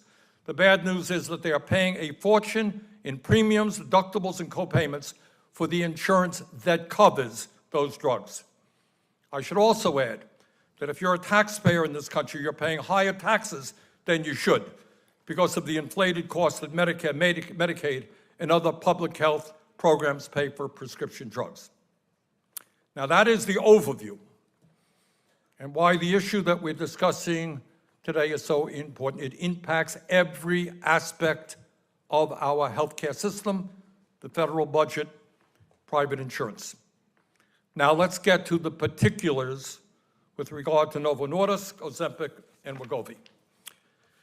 Ozempic and Wegovy are different brand names for the same drug, semaglutide. These drugs are transformative new treatments for diabetes and obesity that help people control their blood sugar and lose weight. Both are manufactured by Novo Nordisk, and both are on track to be some of the best-selling and most profitable drugs in the history of the pharmaceutical industry. In fact, since 2018, Novo Nordisk has made nearly $50 billion in sales off of these two drugs. Importantly, for members of this committee, 72% of that revenue comes from sales in the United States of America. In other words, the United States is Novo Nordisk's cash cow for Ozempic and Wegovy. And given that these drugs will need to be taken over the course of a lifetime, it's not a one-time drug, you take it for your whole life, Novo Nordisk can expect to receive tens of billions in sales and huge profits from these drugs year after year after year. Now, why does Novo Nordisk charge the American people such outrageously high prices for Ozempic and Wegovy? Are they acting illegally by charging us such high prices? Are they violating the law? No, they're not. What they're doing is perfectly lawful. They are simply taking advantage of the fact that, until very recently, the United States has been the only major country on earth not to negotiate the cost of prescription drugs. In other words, Novo Nordisk and other drug companies, not just Novo Nordisk, can charge us as much as the market can bear. And that is precisely what they are doing. Now, in a few minutes, when Mr. Jorgensen makes his presentation, and we look forward to hearing from him, I suspect that he will tell us that the healthcare system here in the United States is complex, and that there is a difference between the list price and the net price as a result of the rebates that PBMs receive. And this committee has begun to do some serious work with regard to PBMs. And if he says that, he is correct. But even factoring in all of the rebates that PBMs receive, the net price for Ozempic is still nearly $600, over 9 times as much as it costs in Germany. And the estimated net price of Wegovy is over $800, nearly 4.5 times as much as it costs in Denmark. What must also be understood is that not everybody can take advantage of the net price of these drugs. If you are uninsured, you pay the full list price. If you have a large deductible, you pay the full list price. If you have co-insurance, the percentage of the price you pay at the pharmacy counter is based on the list price.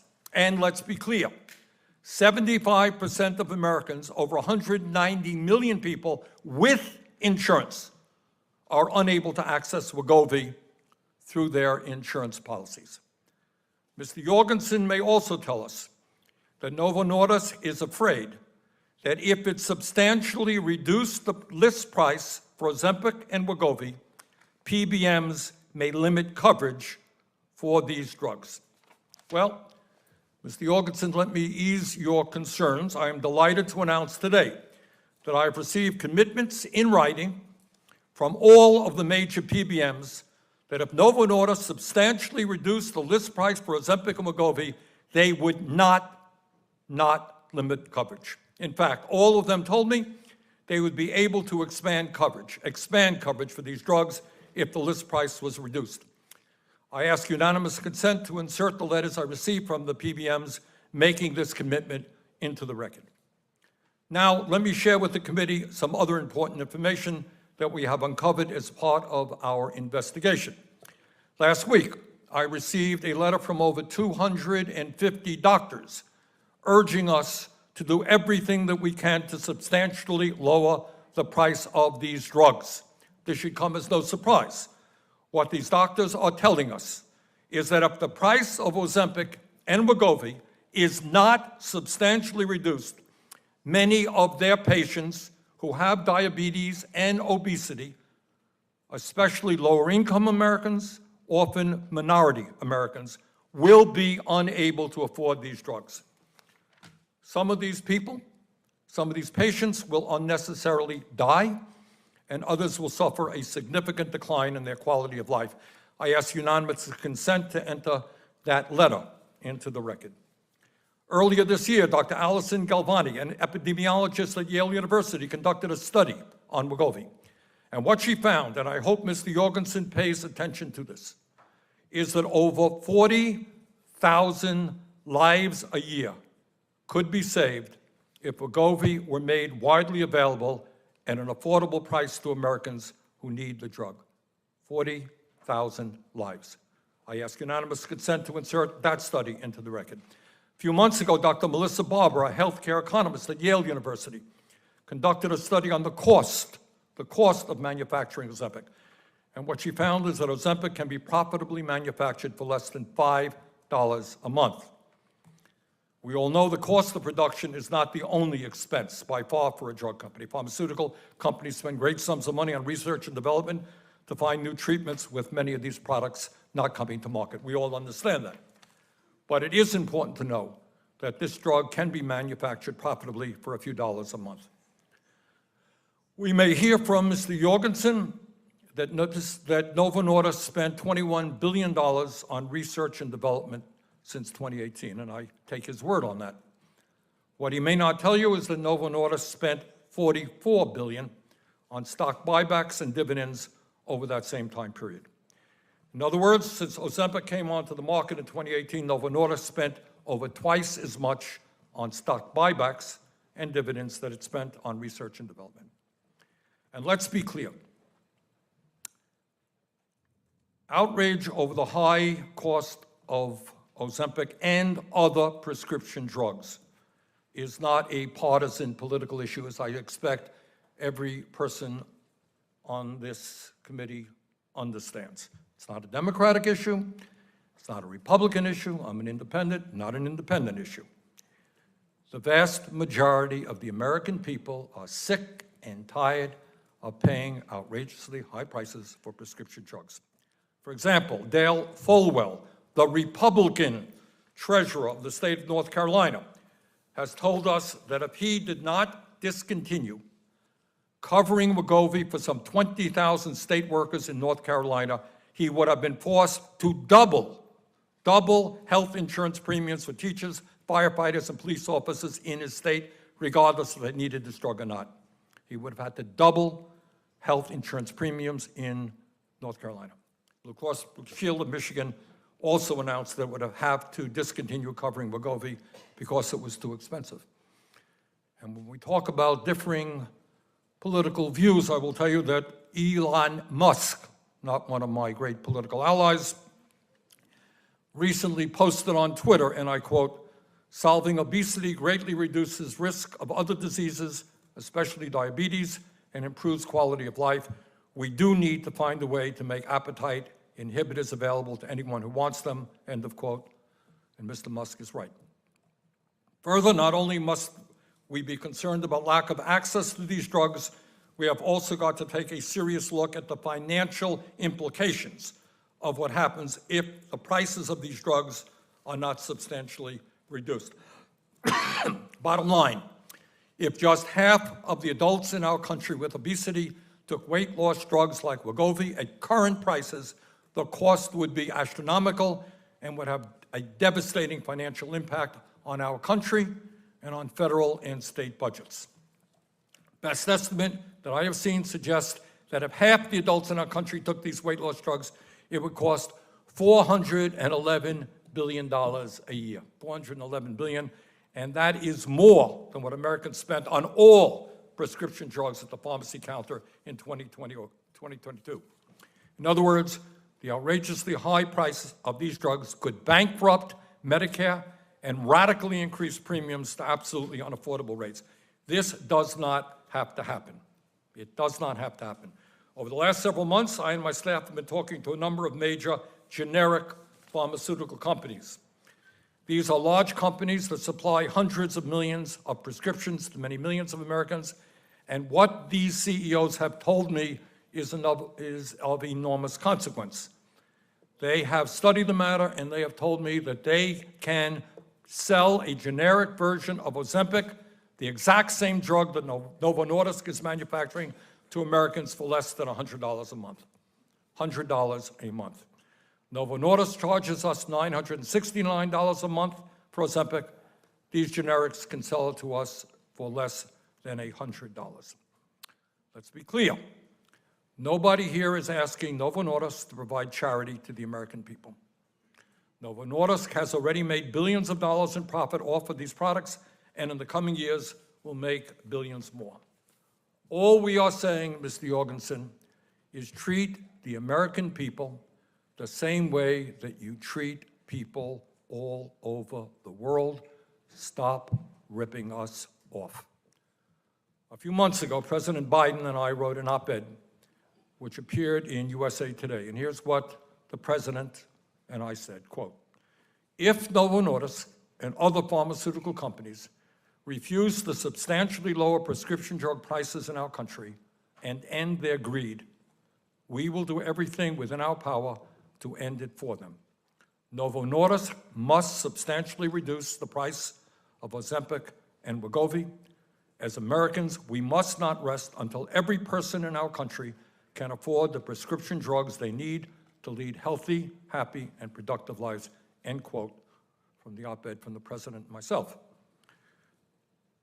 That's what President Biden and I wrote a few months ago, and that's what I believe.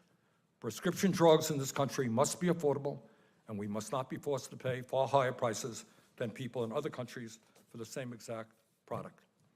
This is especially true when we face a national emergency in terms of the twin epidemics of diabetes and obesity, which, if not addressed with lower cost drugs, could cost us tens of thousands of lives and an unimaginable amount of money. Congress and the administration have a moral responsibility to act now, act boldly, and to protect the American people. I know that's long, but it was a good one. Like, we'll have shorter clips going forward, but I think it's important to hear that he's trying to say this is way bigger than the expensive GLP-1s, because everybody, like, it's way bigger than let's just lower the price for GLP-1s. Like, it's prescription issue, it's people that are sick, it's how big this is, it's the drain that all of this is putting on our economy, on getting to Medicare and Medicaid. Like, it's not changing. It's not getting any better. Like, we got to do something. It's literally the definition of insanity at this point, Yeah. Yeah. Bear, what was the one that you want to do next? You're on mute. Well, I want to hear what, like, I know what me and you think. I want to hear what Kat thinks about everything What do you think, that Kat? Bernie said. I like the part where he said he and the president, if they don't address this, then, we'll step in and address it. Also, it's, I guess, kind of, we live, I guess I've been sort of in like a vacuum, and you don't really worry about things until it affects you, sort of like it. So That's very common, for sure. And it still just surprises me, but it doesn't surprise me. The hospital visits due to the high cost of pharmaceuticals, just the drain on healthcare. Yeah. Is due to pharmaceutical costs. It's maddening. It's insane. Yeah. Yeah, I agree. Yeah, I agree. I really, my favorite part of it, and the reason why I wanted to play all of it, and I apologize for the length of it, is I loved how informed Bernie was. Yeah. On Mhm. every point that he made, and it wasn't a series of talking points. Yeah. It was really well thought out information. It, like, you could see his passion in everything, and I loved it. And I saw the comment from Patrick, and I agree with him a lot in regards to the overly processed foods. Yeah. And, there was a senator towards the end of the hearing that talked about that. Mhm. And my thing when it comes to those processed foods is I want people to think, and this is coming from somebody who grew up on a farm, grew up with a lot of guys, people who served in World War II, and different things. And a lot of the food that we have, the reason why it's processed, I want people to realize it's so you get it and it's fresh and you can keep it longer and there's more of it. At the end of the day, a chicken who has not been through everything that that they do, the breasts are smaller.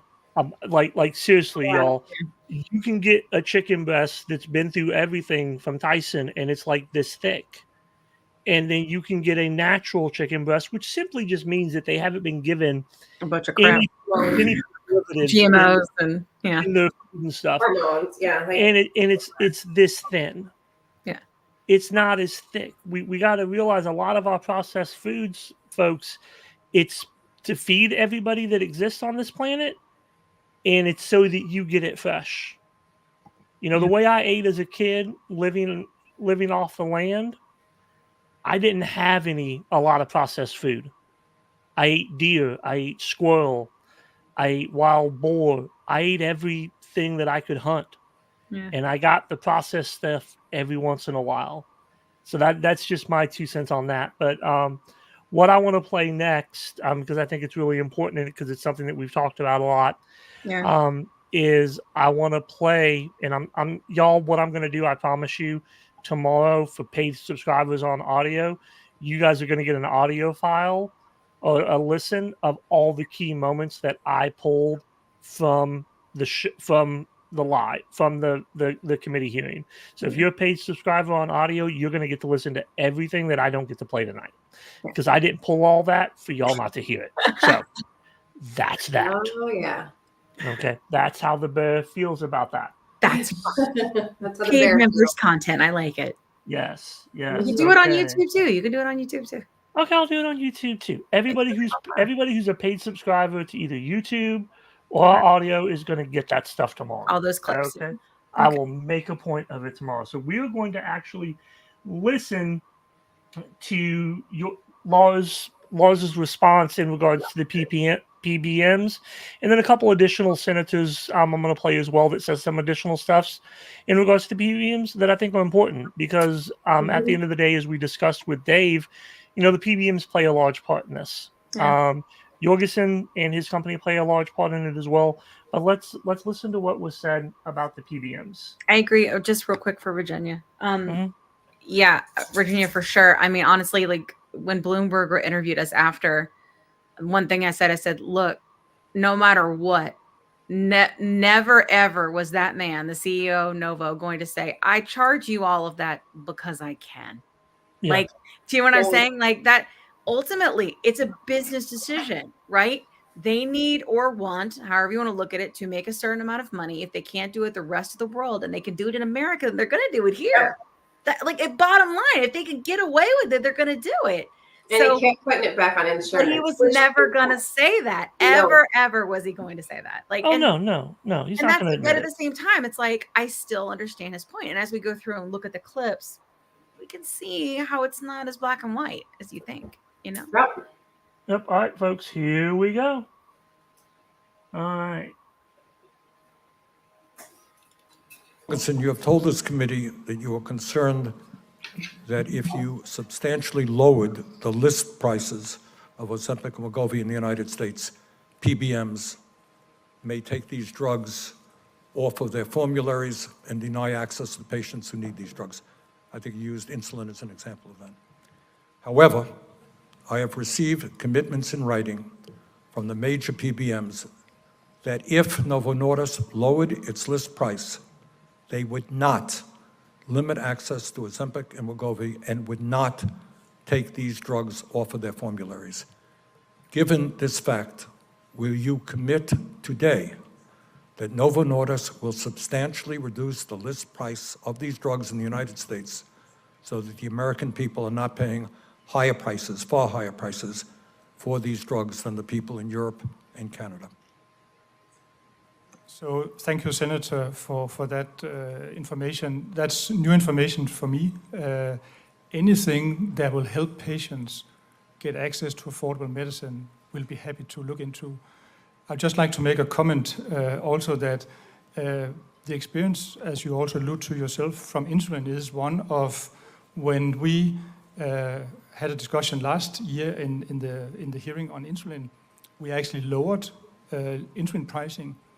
That had a consequence. So when we dropped some of the insulin prices, we had our products dropped from formulary coverage. So less patients got access to those insulins. So I have a bit of concern how this could play out, but anything that can help patients get access to the medicines they need at affordable price point, we'll be happy to collaborate around that. Are you prepared to have Novo Nordisk sit down with the PBMs who have made that commitment to me that they will not take your products off of the formulary, sit in a room with us and work on an agreement? I'll be happy to, as I said, do anything that helps patients. And I don't know under which conditions such a promise comes. I haven't seen any of that. Okay, I will get you they're in writing and I'll get you the letters. That's a big deal. Jorgensen, welcome and thank you for Why didn't that attending make this, hearing. Look, Why Novo didn't that make- Nordisk Oh, no. is not the villain in this story. this is important. Novo Nordisk is not the villain in this story. They're a hero. We should be here celebrating this miracle innovation that's responding to this diabetic epidemic we have in this country. It's a miracle drug. 38 million Americans with diabetes that we're helping out. This nation is spending $250, maybe $350 billion a year treating diabetes, not to mention the loss of work. And here's a drug that's going to help us treat the problem. Now, we all agree on this committee across the Senate that the cost of health care is too much and that prescription drugs are too high, especially the out-of-pocket expenses. But we need to figure out who the villain is. Who is the real culprit here? Who's making the money? So on this particular poster, you've said it once, you've said it twice, everybody up here said the same thing. Whatever the cost is, whichever number we want to use, Novo Nordisk keeps 24% of it, and the PBMs extract 74%, 26 and 74%. So really the PBMs are making the bank here. So let's talk about PBMs for a second here. The real culprit in this room, in this story. So these three big parent companies, the three big PBMs control 85% of the industry. Their gross revenue last year was $800 billion. Their parent companies, gross revenue, $800 billion.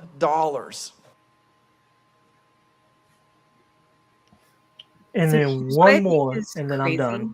Oh, you're gonna play back to back? Okay. If you drop the price of these obesity drugs, PBMs would take them off their formularies. But here's what the PBMs say. Cigna Express Scripts, the question they were asked is, if Novo Nordisk lowered the list price for Ozempic and Wegovy tomorrow and the net cost stayed the same or went down, would your PBM limit access? Here's what Cigna Express Scripts said. No, if Novo Nordisk lowered their list price for Ozempic and Wegovy tomorrow to a price that was the same or lower than current net cost, that change by itself would not result in less favorable formulary placement.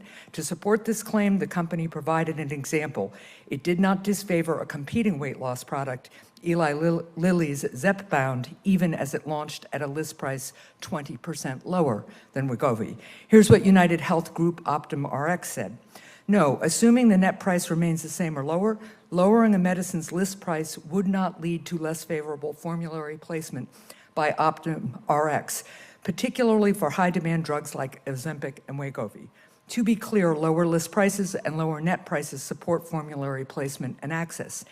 CVS Health Caremark said something similar. It said the simple answer is no. In fact, we can point to recent history as a proof point. When Novo Nordisk drastically reduced the price of their insulin, Novolog, in 2023, it did not result in a less favorable formulary placement with Caremark. And they were also asked if Ozempic and Wegovy were available for $100 per month or less, what impact do you expect that it would have on coverage and access?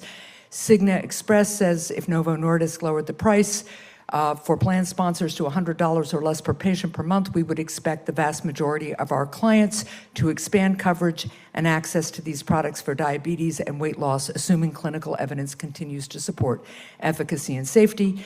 CVS said lower list prices would open up access for obesity treatment in particular. United Health Group Optum RX said given the significant price differential for these products across borders, a decision by Novo Nordisk to align U.S. pricing more closely with those in other countries would meaningfully increase access for U.S. patients. So with that in mind, would you please commit to lowering the list price of these drugs? So, Senator, allow me to share a few points before I answer your question. Yes. Is that okay? Mm-hmm. So, the experience we have is one of losing access when we lower price.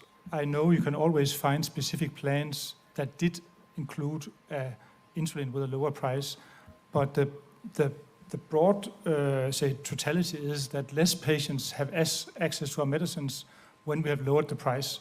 I understand that perhaps the PBMs have changed their mind, and I'll be happy to collaborate with them on this, because anything that helps patients to get access and affordability, we are supportive of.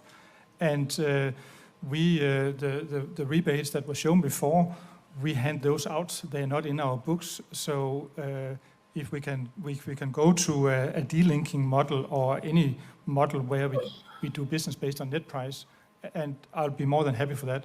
But it's not how history has told. Well, but you've now got these companies publicly committing to continuing access and increasing access if the list prices are lowered. So I would strongly recommend that with these companies on the record, they represent a huge amount of the covered patient population in the United States, that you consider strongly lowering the list price. And lastly, I just want to note that one way of reducing drug prices is encouraging the entry of generic and biosimilar medications, which can provide lower cost options for patients.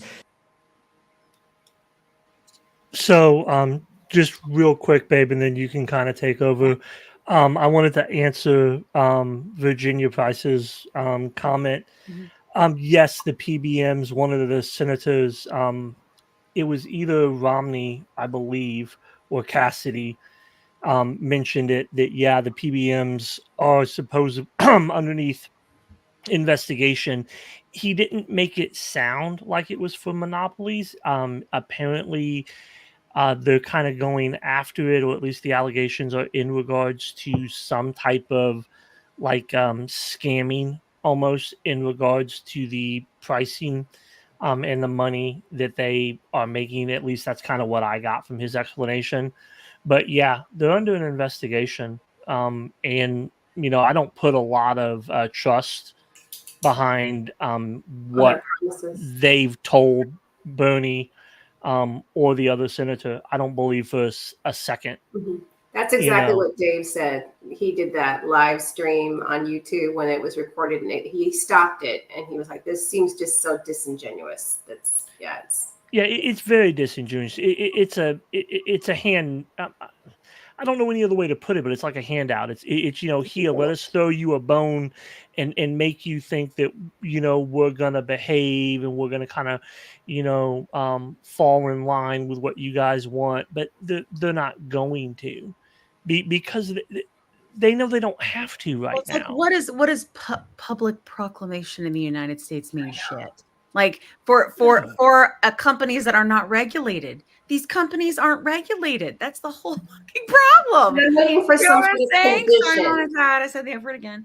But seriously, waiting for conditions to drop. I love the idea of, hey, let's get in the room together, right? Like, I love how he's like, hey, if they've changed their mind and they're willing to get to a different model, I'm open to that, because that is what he said, right? Yes. Because they're used to dealing like that. That's how they deal with the rest of the world, right? But and they still want to make their money, but this whole handshaking here and nobody knows who's getting what and multi-billion-dollar a year, and we're all just fucking suffering and dying. It's awful. And don't get me wrong, Patrick, okay, the food and all the things, I get it, right? The food's a big problem, but listen, News Nation, say what you want about that Jillian Michaels, but that guy who was a name I always forget. Yep, that guy, he says, hey, isn't it possible that we're actually talking, we're all coming from a good place? We're saying, hey, the food is bad, we got to fix the food. But you're saying the people are sick, we shouldn't just abandon them, because the generational food thing is going to take forever to fix. Right now, we have miracle fucking drugs that save lives. At some point, we have to be they're both the problem. How do we fix it? But instead, they're all just fighting over money. I want money for my thing. I want money for my thing. Well, we're never going to solve it if we keep doing this shit. So one thing to kind of point out, babe, it wouldn't take generations to fix the food thing. A majority of the stuff with the food problem, we as a country and just as individual people can apply fixes to that we can do on a day-to-day basis. It's not hard. As far as what needs to be with that on this show. Well, what I mean by it's not, there's a lot of people in here that have been eating less and moving more a long time. Well, no, it's not about eating. So here's the thing, people, because if y'all think I ate any different when I was younger than I eat now, I didn't. I didn't. So you drank 2 liters of Coke. And God, yes. Nacho Doritos. Yeah. She knows you too well, John. As long as you say that, I grew up on bologna sandwiches and crap cheese, but I was a heavy child all throughout. Well, yeah.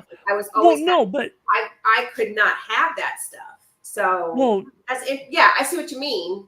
I always felt othered, you can't have those chips. You can't have those. Yeah, but I see what you mean. But yeah, because and like I want people to understand, it's not. I'm saying don't eat the processed they're food. literally saying, But well, that's what they're saying. They're saying I know that's what they're saying, processed but food out is here, I know, right? but let me say what I'm saying though, because I'm not them.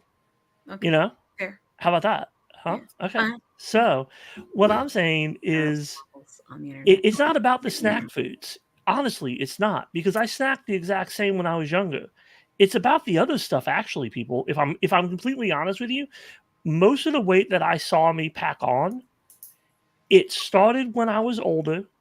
It started with stress, and it started with the types of meat that I was ingesting. It started with the fact, honestly, as far as I'm concerned, with the fact that I ate, as I got older, I ate more store-bought meat. yeah, but don't you think maybe just over time, because your metabolism is not as efficient as you get a older, lot of things and go you're into consuming a lot of sugar. What we called it pop, right? Pop was a treat because it was a frill. My parents couldn't afford that, so we could only have it on a special occasion, right? Actually, my mom would buy Coke if we had stomach aches. That's how old I am. Yeah. Oh, no, my mom and dad did that. Yeah. So I think over time that sugar probably, eventually it does. It's what the doctors have said, right? Is like on our show, 70% of your weight is predetermined by genetics of what you're going to be, what you can get. And maybe it has like how you age too. Like maybe your metabolism as it ages, that's also probably genetics, right? Yeah. Yes. So that's what they've said. 70%, there's not shit you can do about it. Then you got 30% to play with that you're in control of, right? So that's the eat less, move more garbage, right? Sorry, I'm just saying. But you know what I mean? Like that's where that comes in. And then God forbid you have something like PCOS, right? Which adds or additional complications like issues with your thyroid or any other medical issues or these autoimmune issues or genetic issues with your heart or anything like that. Then all of that is just continues to make it more and more complicated. Yeah. It's not just the food, right? It's not just genetics. It definitely is environment as well. It's a perfect storm of everything. That's the problem. So, but what we do know, right? We have to focus on what we do know, right? Is that genetics is a huge piece of it, right? And we know that the food and the garbage in our country it's straight trash. It really is. And we all eat it and we all live this, it's very different. Like, look, obesity is in other countries, but it's nowhere near as bad as it is here. And I think a lot of that is our culture and our fast moving and all the things that we do here. And we don't walk everywhere. It's just that's not how Americans That's are. another thing too, John. You're probably more active as a kid. You lived on a farm, so it's just different. Well, I mean, it's just very active. Yeah. Well, yeah, no, and I'm not like I think what I said, I didn't say it the best way. What I'm saying is that as a country and as a society, we can change the types of food that we're willing to consume and that we want to eat. Like if when we went to the grocery store, if we picked up the quote unquote organic thinner chicken breast more often than the big fat thick ones from Tyson, that's a change that we can make that affects the GMO food that we're eating. That's what I was attempting to say. And everybody please keep in mind I'm autistic, so I don't always say things the right way, but that's what I was attempting to say. I think you did fine, honey. Yeah, that's what I was like, attempting. Be careful. These people are hungry. They'll eat you. It's almost shot day. One of the things, I actually used to work for Philip Morris and Kraft. I actually worked for Oscar Mayer for like 6 months. And that was really cool. That really was. 6 whole months. Just the sound. Great place. I mean, we had great food. Yeah. I had awesome food. I remember the vending machines, y'all. It is super weird, the Philip Morris thing. I feel like it was like a quarter to get stuff. Like I would get. There could be a whole documentary. Well, Philip Morris actually owned at the time I worked for them. At least they owned Kraft. Yeah. They owned Oscar Mayer, and there was one other that they owned as well. Like they were a really big deal because I remember I worked for them, and that was when they had to release they had to release this big book explaining like the effects of cigarette smoking and all the negativity and everything with it. And when I got to work, everybody's locker had a copy of it. Like they gave everybody in the I feel like company if a they copy. ever do if they ever do make a documentary about how, like, I bet if they start digging into how bad the food is here, it would terrify us. I mean, I get it. Like, I have a younger sister. It just all plays a role, but we can't just abandon the generations that are here that it all broke. no. Like you were saying? I think it is a perfect storm. Like, I do think also what's kind of working against us as well. I have a younger sister that works in agriculture. We're so glad to have you. Organic is a farce.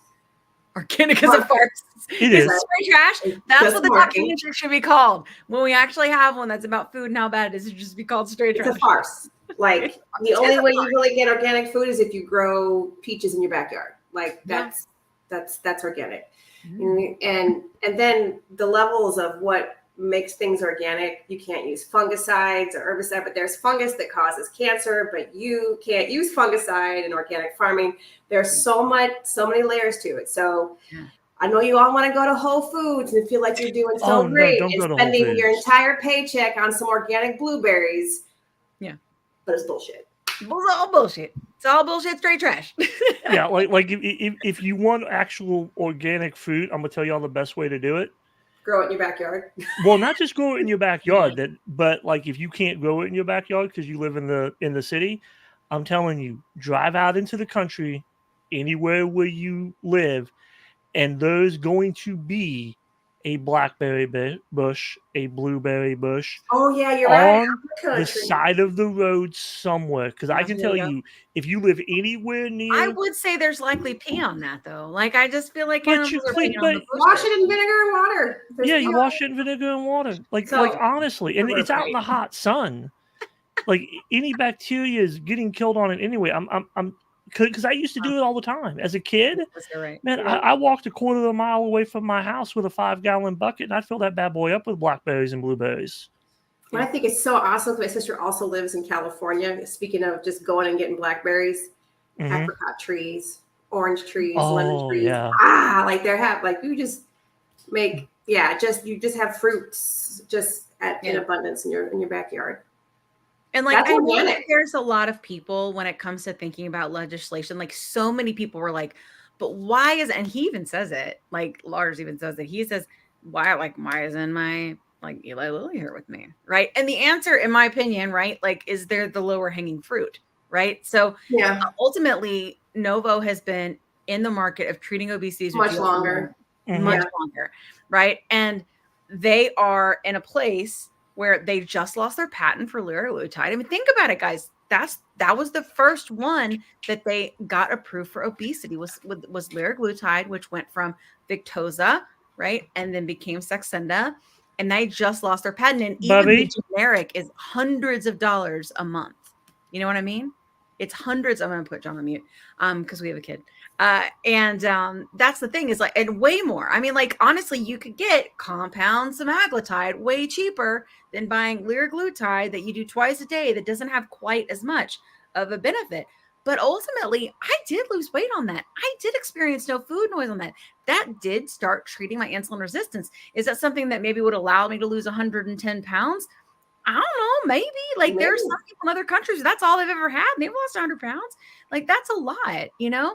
And the thing is they've just been around longer. They're in a place to be able to do those things. And I know that they're talking about generics and all things, but ultimately they still have years left on their patent for semaglutide or semaglutide, however you want to say it, you know? And so like, I just think that we just forget those things. Like, and I think that I really do like, I can see them trying to push this PBM reform thing through and being like, as a first act, right? We have done this with Novo, right? But here's the thing. We have to remember all this shit where everything in our country is based on precedent, right? And then we want Medicare to get on board. That sets the standard, right? Like we need to get all this set up. Why? Because we've got GLPs in the pipe in phase 1, phase 2, phase 3 trials coming down, you know? And so we have to be at a place where we have this regulated in some way. Like I'm not saying change our whole healthcare system. I'm just saying the PBMs need to be regulated. Like John wants them gone all together. I don't think I was going to happen. There's too many billions. I mean, I kind of agree with you. Rolled up into that, honey, for that to happen. But at minimum, we need regulation around it. At bare minimum. So I'm going to say this, and this is the danger with legislation around this. Okay. Well, isn't the FTC suing the PBMs? But Yeah. that's another story for another day. Yeah, but here's the problem with legislation getting too involved in this. Once you get the government in it, you can never get them out. Fair. Do I think that things need to change? Yes. The easiest and simplest solution is the removal of the PBMs. Now, would that take That isn't easy. legislation? No, But, you know, that'll affect our economy significantly. No, I promise you, Jobs. that would be the easiest solution. Would be the removal of the PBMs. I know you don't like it, but that would be the easiest solution. We let the government into everything else with No, this. I like it. We won't be able to get them out. We will not be able to get them I'm out. just saying, maybe when obesity affects not just almost half of your population, plus the issues with overweight, plus the issues with heart, plus the issues, plus all of the stuff that we're looking at in terms of Alzheimer's, and all of this is a huge drain on Medicare and Medicaid, the hospital system, all those things that Bernie talked about in the beginning. That's fucking government. That's our people. Like that's what I'm saying. At some point, and maybe this is the thing that the government does need to get involved. I don't think they're going to solve it, but we need to have some regulations. But think about what Lars said, though. People are running wild. I agree, but think about what Lars said. They came in and they pushed out the thing on the insulin, and as soon as they did that, he had to lower the price, which, I mean, he should have lowered the price in the first place, but he had to lower it. He was forced to lower it to a set price. Yeah. And then when he did that, as soon as he did that, the PBMs took him off of the formularies, and now he's not making that insulin anymore because it wasn't provided to anybody anymore, because a lot of people don't realize, hey, you can buy this stuff straight through the pharmacy at the new lower list price without having to go through your insurance, because people don't realize that. People don't know on the I don't know if I should say people don't know. That was forcing lowering of the price, right? Yeah, but that wasn't like who's scratching who's back. And, I know, but that was the government involved in it. That's all I'm trying to say to you. It is keep that in mind when they come in and they force that stuff. These are some of the repercussions that we can see. I think that I should play kind of the last clip that I think kind of sums everything up really well. Let's do it. And then I think we can kind of wrap it up. We're over 2 hours. I want to talk to Virginia real quick though. Okay, hold on. I think what she's saying is a good point, and it'll go right into the clip. So she's talking about how many lives that we change. Here's what I think is interesting and what we don't think about when it comes to GLP-1s. We're not talking about sorry, my dog's barking. We're not talking about things changing in a long time. People get on these medications and within months have levels of remission, if you will, with many, many things, right? Many, many things that drain this country and this economy. It's not like we put them on and we kind of hope and years go by. This shit happens fast, right? Because of insulin resistance, right? So that's what we have to remember is it really does it would be a massive lift and fast if we actually got medicine to our people. You know what I'm saying? Like it's not a long thing. I just think at some point we have to go, maybe this is the thing.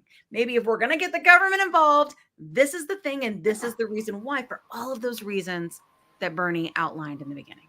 Right. All right, so here's the last thing I'm going to show you guys. And it's actually kind of one of my favorites. It's one of the last things said, and I just think it's good. Today about your industry, and I come from the world of distribution, and in any other industry, there's full transparency, competition. The consumer drives the dynamic. That's why you don't get by with all the stuff we're talking about. Your business is largely one of heavy fixed costs. Is that correct? Yes, that's correct. And research. Yes, which that'd be part of it. Research, anything.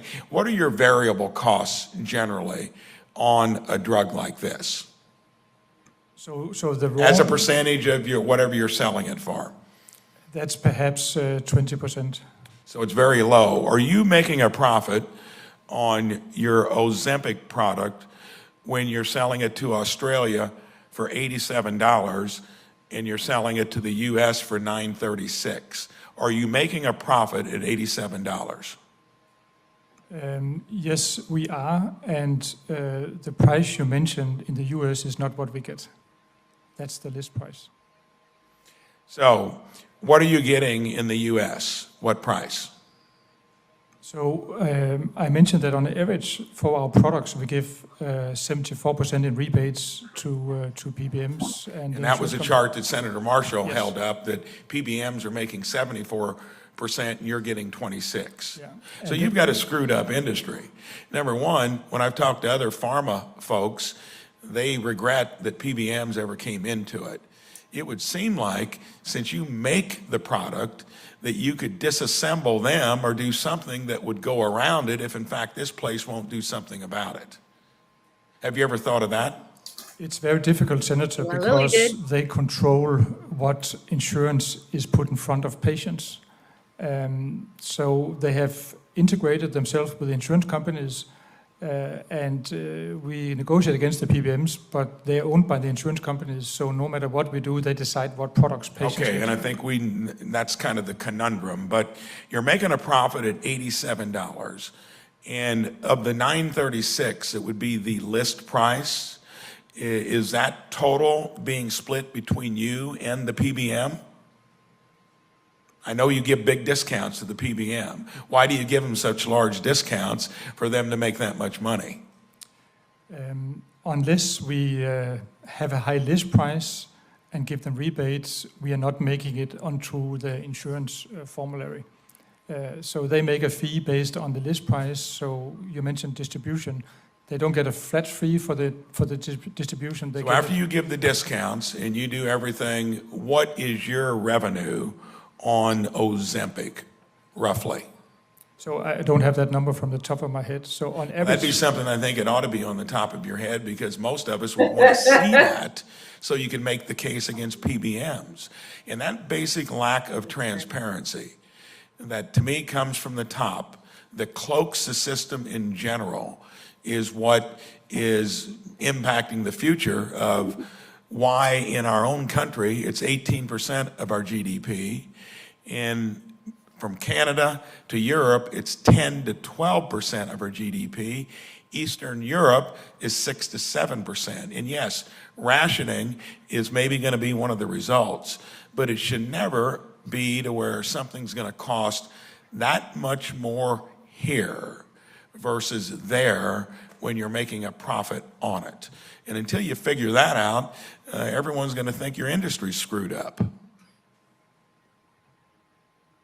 So I'm not sure if it was a question, but I just want to say that since we launched a product like Ozempic in 2018, the price we get has gone down by 40%.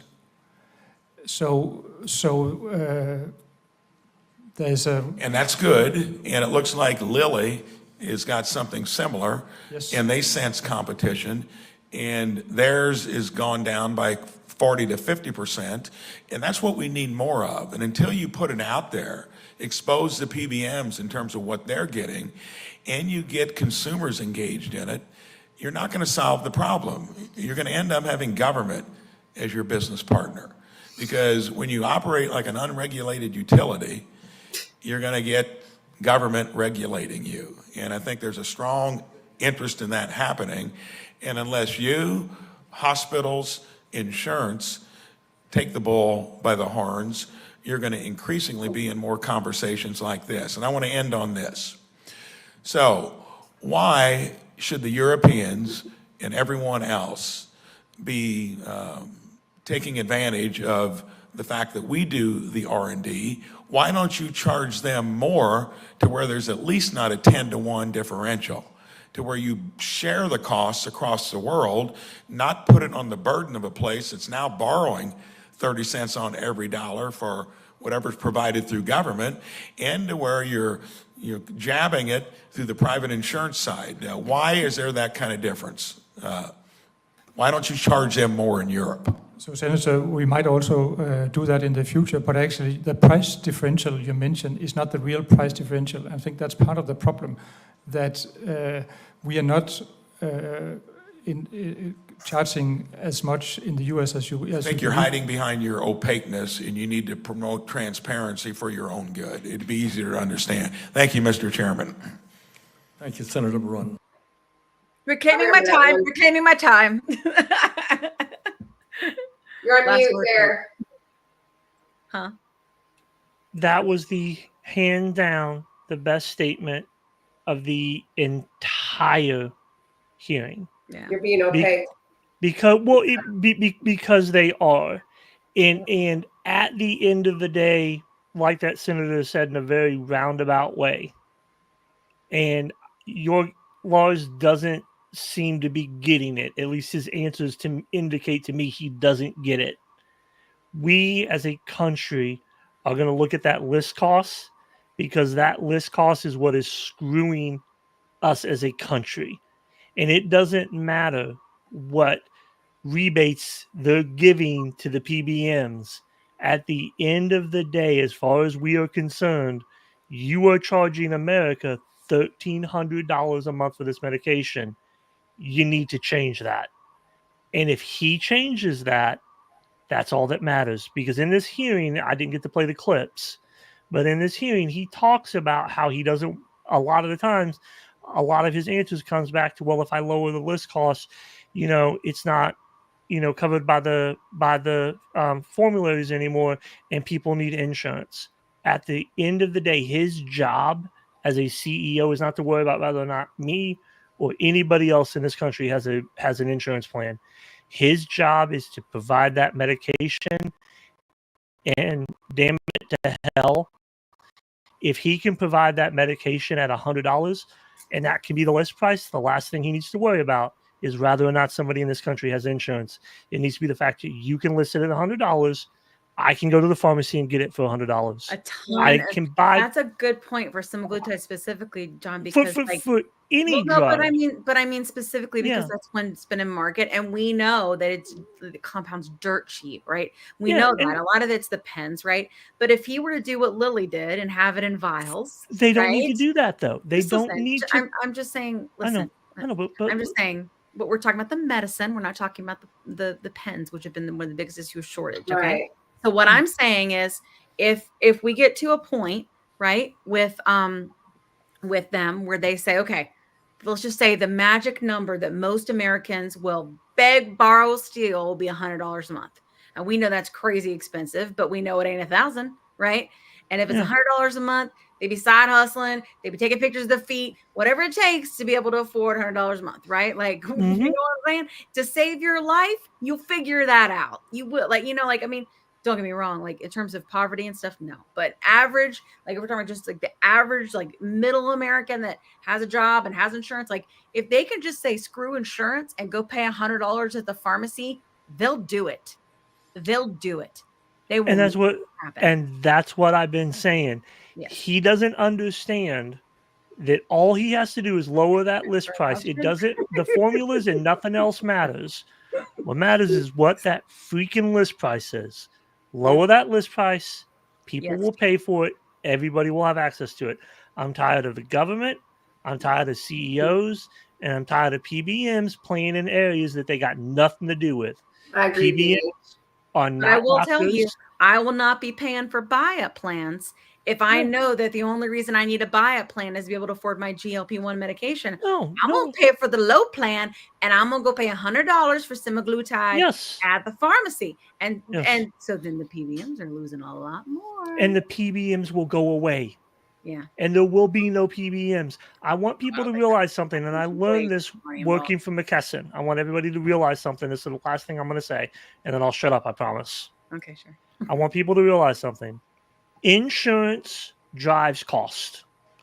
I do not care what they tell you. I have talked to pharmacists. I have talked to doctors. When they negotiate to be on these formularies, to be involved in this insurance coverage, the insurance companies tell them what they can charge and tell them what they can do. There is a lot of times where you can go to a doctor's office and tell them you do not have insurance and listen to the discounts they will give you. Yeah. Listen to how much money drops off of that stuff when you tell them you do not have insurance. Mm-hmm. Because when you don't run it through your insurance, they can charge you a reasonable price. When you run it through your insurance, they have to charge what they agreed to with the insurance. Mm-hmm. Whether it should cost that much or not, they are going to charge it because that's what they agreed to with the insurance company. So keep that in mind. We want to lower list costs. We want to ignore the insurance company. Yeah. We don't want them involved in the medication. We want the medication cheaper. We want the insurance to pay for doctor's visits.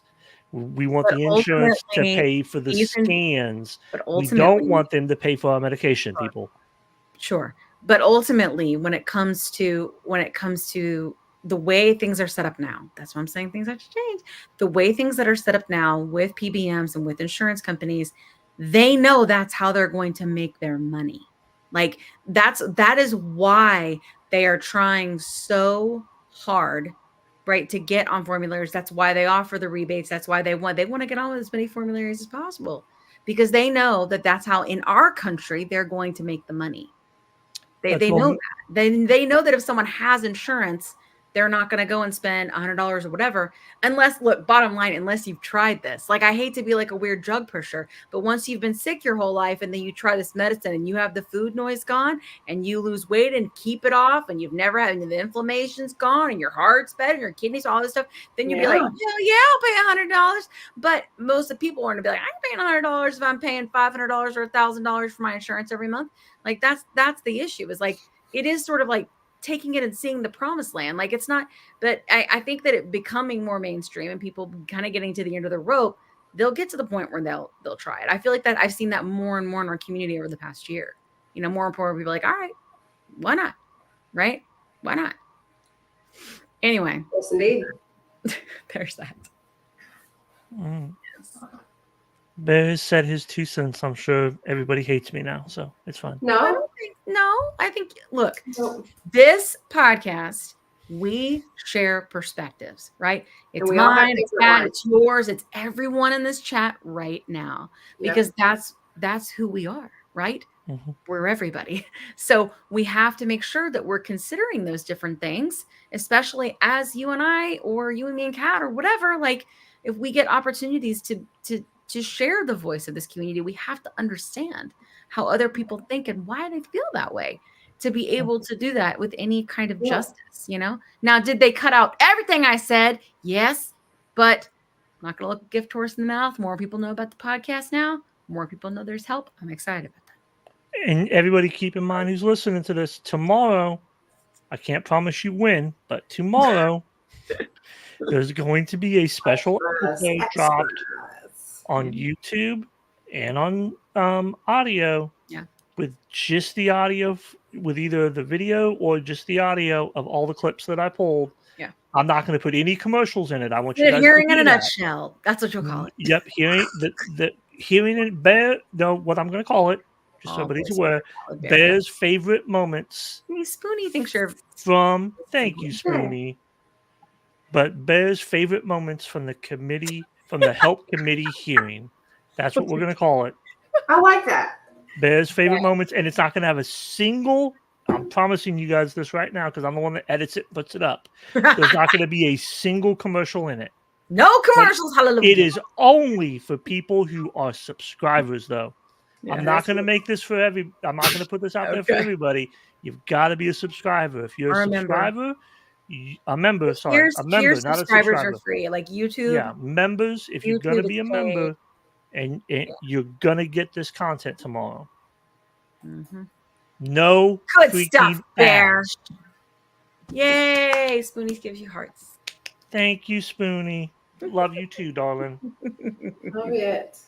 You Love know, I all want to y'all. say also, sometimes I'm doing this work, perspectives have sort of changed for me. Like sometimes Because we've learned. Evolve and you learn. It just, yeah. So yes. Yeah, I mean, like, that's think the about it, beauty of guys, right? like not to get super weird, like we're ending it up like if it's alive. Y'all know I used to be like Weight Watchers is the devil, right? And don't That's get me wrong, foosball, the devil. Anyway, don't like them. But I need to watch that do movie, think Kat. that like Darn we've it. learned more, right? We've learned more on the show. And when you learn more, you can consider different perspectives and you can grow and you can evolve and all of those things. I'm never going to be a fan. But if they were able to actually adjust and do things, they are positioned in a place with money and with steam that they could do good things for more sick people. You know what I'm saying? Yeah. And I just think that's what's important. Like it's bigger picture, right? Not Kim's tremendous trauma from diet culture all her life, right? But like bigger picture. And I think what helps us do that? Knowledge, education, perspectives from not just our doctors, from our community and from their stories. It's important. And every time we have one, I learn something new, you know? And I think that that's why it's so important for growth, you know? Yep. How often do these lives? Yep, Virginia, just to let you know, we do it every other week, so it's twice a month. I also have I've put up, you can watch our collection of lives on YouTube, and I also have a collection of lives that I've made available to subscribers through audio, so you can kind of catch it both ways. Yeah. And like I told you at lunch today, babe, when we were over there at Cherry Streets, Just don't tell people we're reading. yeah, I'm not worried about it. I'm a big guy. But the thing that I've gotten passionate about on this, because I was always passionate about it to an extent because my wife's been involved in it, for 18 months in some form of fashion, and it's just been amazing watching you go through this journey. But editing the podcast now and being more involved in it, the thing that I've really gotten passionate about is the information, the knowledge, learning from all of these doctors and Dr. Rentia, Dr. Rosen, Lee, Young, all of these doctors, learning the history of this medication, learning how simple the actual thing is. Like the fix for what has ailed me is really not complicated. Its base is really so freaking simple. You have a deficit. It's the food hitting the right area of my freaking intestine to give me the hormone that my body's supposed to create to tell me that I'm full. If you guys have not watched that episode that we posted before we went to DC that explains this, watch it. It is so. It is. But it's so simple, y'all. And I didn't know that. Yeah. I didn't know how simple it was. And as an autistic person, as a literal person, learning how simple it was and how fact-based it's been and just all of that knowledge, that's what I'm passionate about. I want everybody to know the knowledge that I know. I want everybody to just be able to learn it and to know it and to advocate for it. Yeah. The reason why I pushed for being in Washington, the reason why I pushed for the shirts was because knowledge is power, y'all. It really is. Knowledge is power. And we as the community, we have more power than we know. Yes. We have more power than we know. And I want y'all to know, write your senators, write your freaking PBMs, write whoever you can send an email to and tell them your story. Tell them how this affects you. Tell them what you need. If we can't get rid of PBMs, which I don't know, maybe I'm wrong. Maybe we could never get rid of them. Maybe they're here to stay. Who knows? Yeah. But I'm telling y'all something that I learned. If we make them know what's going on, guess what, y'all? Shit rolls downhill. If you email the top person about something every stinking day or twice a week or whatever it is, eventually they get tired of it. They go to the people underneath them and they make changes. And I learned this when I was in my 20s. I had a car breakdown and the dealership I went to tried to jip me on an engine that I paid insurance to get. I called the head of the union for that company, for that repair. And y'all, after I got off the phone with him, within 10 minutes, the owner of that dealership was giving me a brand new engine for my car. Why? Because it rolled downhill. Yeah. I talked to somebody that made more money than he did, and I made that man's life difficult. Super easy to ignore a couple emails, right?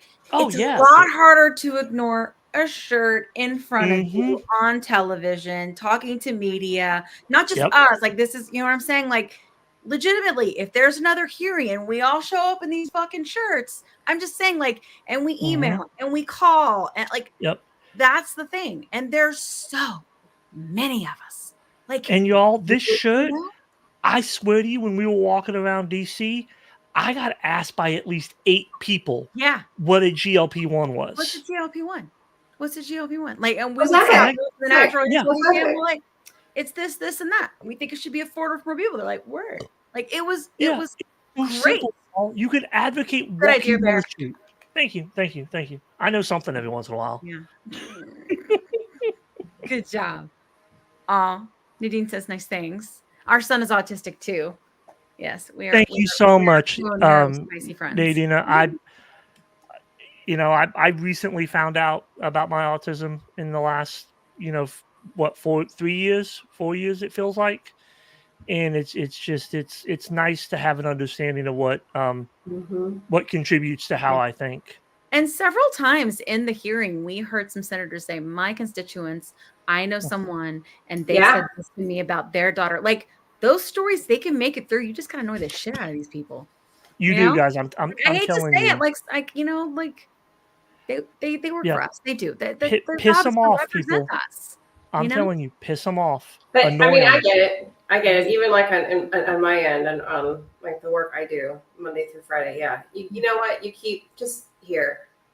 And also, like, really just want to doing the shirts in general, Kat, and John, like, the shirts in general, if you think about it, there are a lot of us that we don't want to talk about it. Like, I remember when I was like super obsessed, like the first year, I was like, oh my God, like, right. And all the changes that go on and all the healing that you're doing mentally and physically.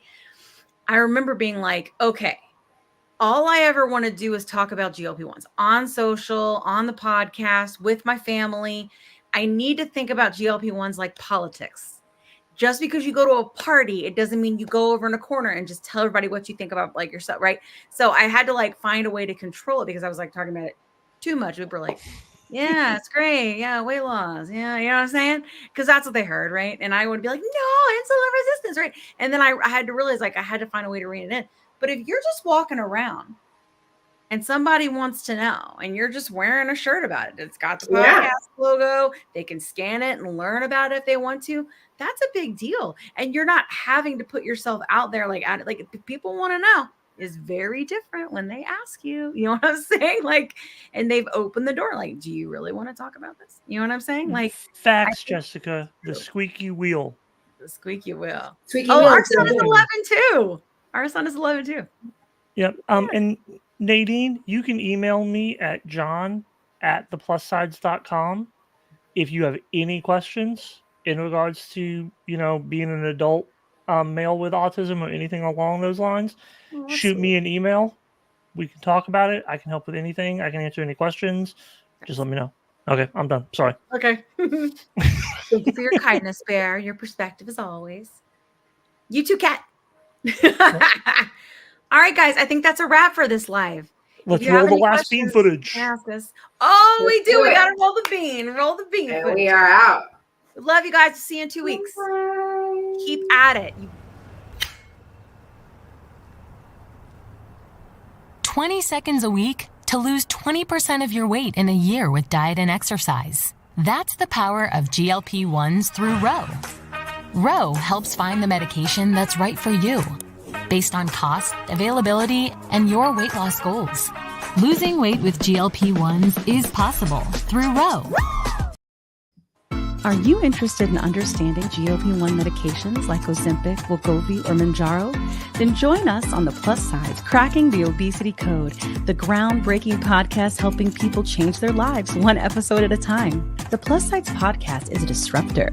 We're breaking down barriers, smashing stereotypes, and sharing inspiring stories that'll leave you feeling informed and empowered. Join us every week to learn from doctors who are specialists around GLP-1 medications like Ozempic, Wegovy, and Mounjaro. They'll provide you with science and facts to validate these incredible stories. But that's not all. We'll also bring you the voices of the GLP-1 Mounjaro TikTok community, real people who face the challenges of obesity-related diseases and disorders and discovered the incredible plus sides of GLP-1 medications. Our episodes are filled with heartwarming stories, laughter, and moments of triumph. You'll connect with our amazing community members who are reclaiming their health and experiencing their fullest lives. Are you ready to embark on a journey of discovery and empowerment? Tune in to the Plus Sides, Cracking the Obesity Code, and together we'll change the narrative around obesity and end the stigma. Subscribe now on YouTube or your favorite podcast platform and join our incredible community. Let's celebrate the plus sides of life together, because every story deserves to be heard. Every life deserves to shine, and everyone deserves access to expert knowledge and medication. The Plus Sides podcast. You're not alone. It's not your fault. Bye, guys. Bye.